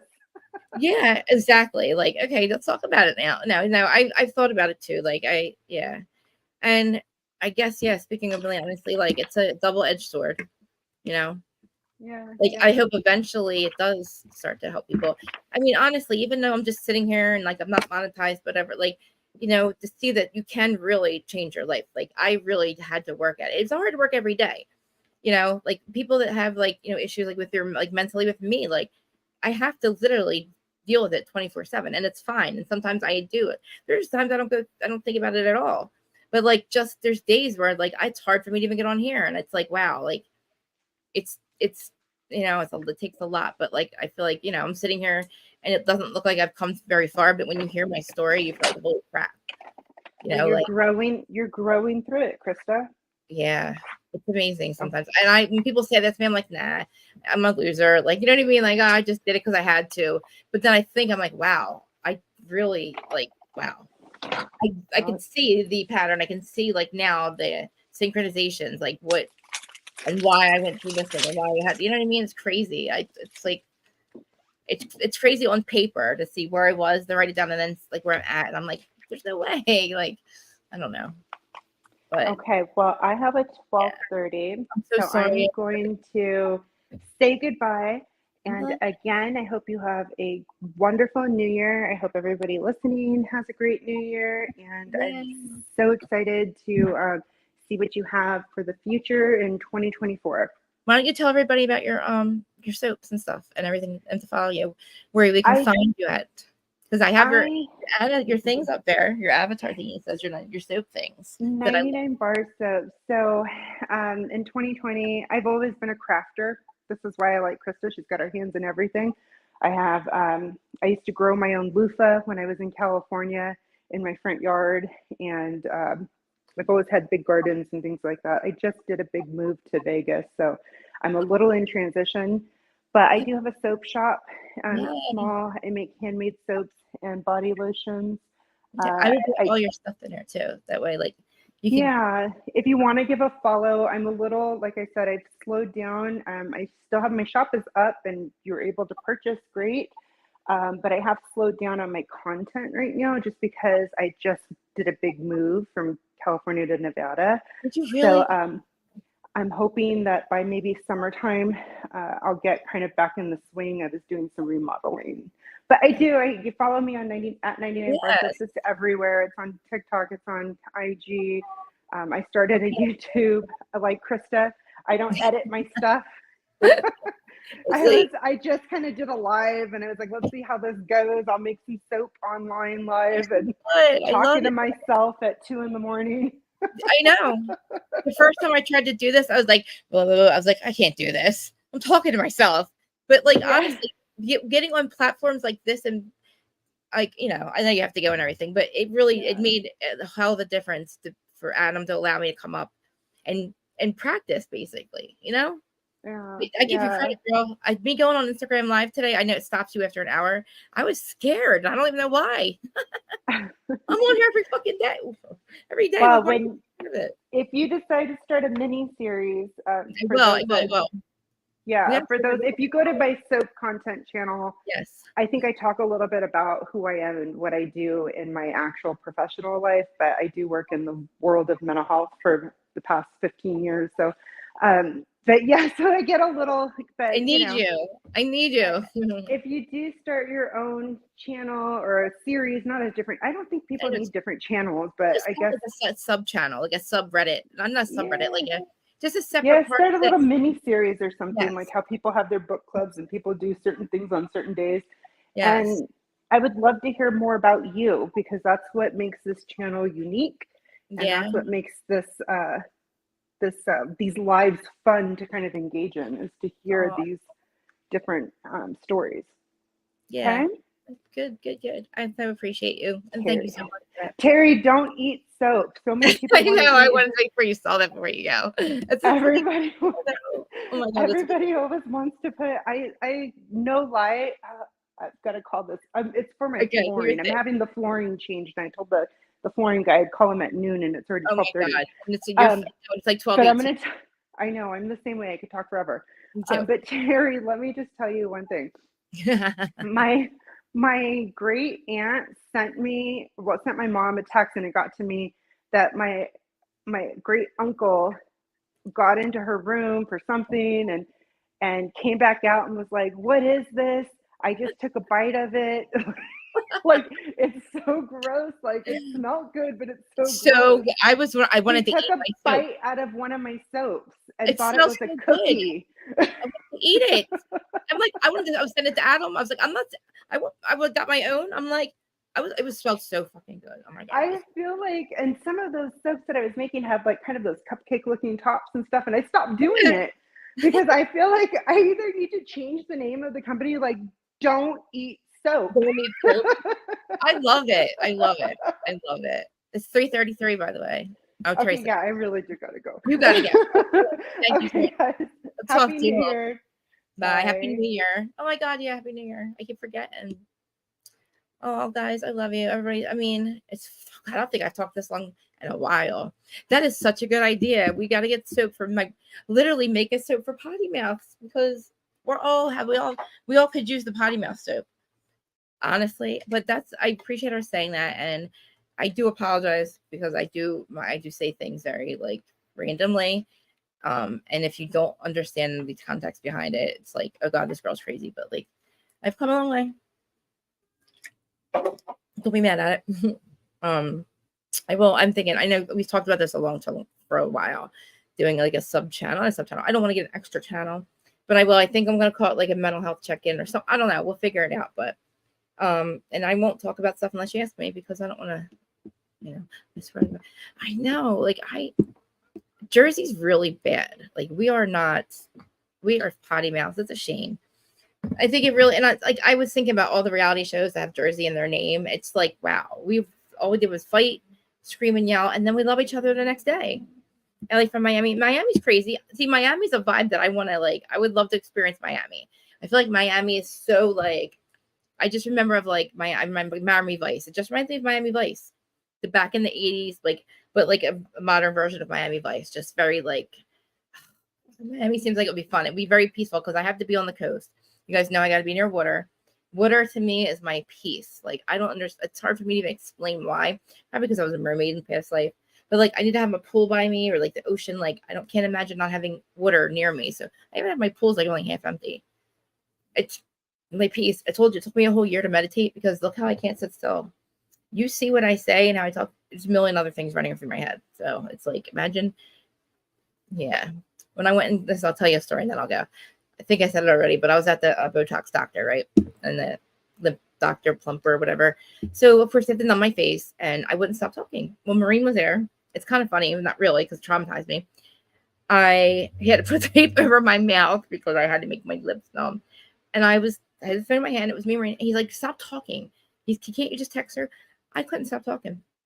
I could not stop talking. I was very traumatized by the fact that I couldn't stop talking, and the shit that I was saying made no sense. It was just random shit, and I'm like, no wonder my husband doesn't really listen. It's like Charlie Brown, wah wah wah, and then I'll say the important thing, like the contractor's coming, you got to pay him $85,000. But then I'm like, wah wah wah, and all he hears is wah wah wah, and then doesn't hear a thing I fucking say.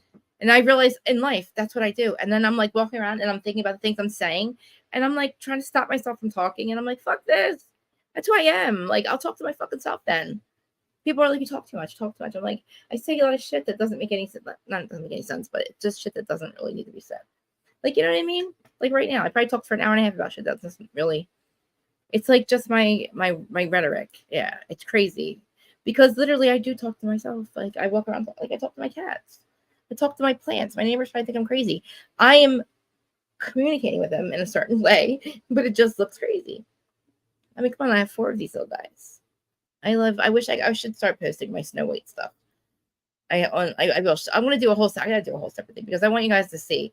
Because I sound nuts when I say like talk about my wild animal kingdom out back. Got the occasional. Got Gordon the groundhog. They all eat out of my hand. I have squirrels that come and eat the peanuts out of my hand.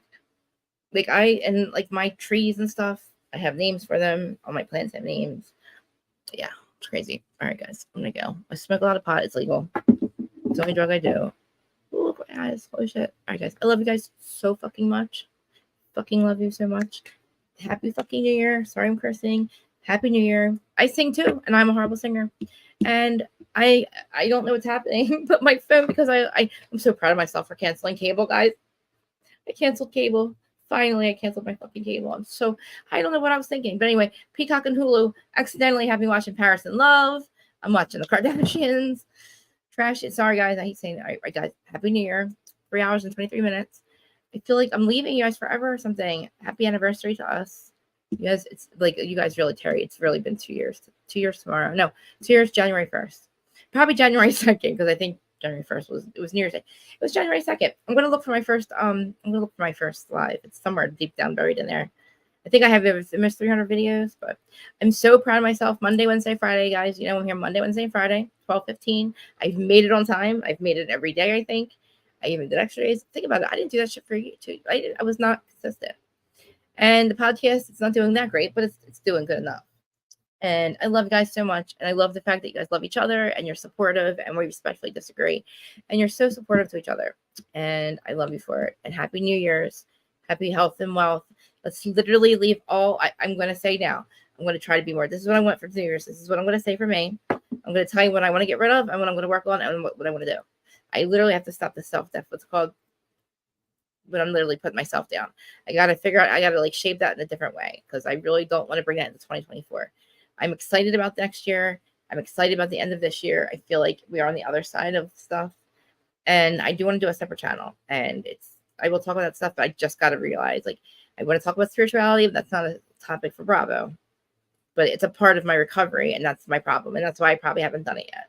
Because that does have a lot to do with my recovery, and it's a lot to process for people when I really dig into, you know, soul and life contracts and shit like that, and star seeds. And there's enough of that content that you can find out, but it's like, I have to talk about that because that's part of my recovery, and it really is a part of my recovery. And it's just, you know, and I'm very, very grateful. I'm very, very grateful to be alive, and so grateful to be here, and so grateful for you guys. Like, I can start crying. You're still watching, but all right, I'm gonna go because I love you guys and I'm talking too much. But yeah, 2024, I feel like, you know, I like diversity, I like duality, I just want compromise. I don't like war. I don't think that when you pick a side, you keep a war going. When we have compromise, we can compromise. You know, we all need to like send love and light out. And yeah, like, see, it's weird because I've went through all my issues one by one, but I don't know where to start when I try to talk about it, to even get there. That's why that thing that I have it for 3 hours long, it's just telling you all the negative things I've done and the bad things I've done. It's nothing about what, you know, a little bit about recovery, but not how I did this. So I had to make that private. But I know that's a lot, you know, fucking a lot. And it's hard. I don't want to bring my family into it because it's not their life. You know, I feel bad. They don't have to be, you know, their stuff doesn't have to be out here, but, you know, I can talk about it, what's happened in the last 10 years. And I love my family. Just know that I love them. And we've all come so fucking far. And, you know, I'm proud of myself. I'm proud of them. I'm proud. I look around, I'm proud of all of us. Like, it was, you know, we went through a lot. When they lost their parents, when they lost my grandparents, my family was broken, and it was broken for a long time. And, we've all healed from it, but it's like, yeah, it's a lot, but it's a lot about, it has to do with my recovery too. I don't know. I feel like, I'm not going to say this, but I was very angry when my grandparents died so young, like 42 and 47. They were my everything. They were everything to us.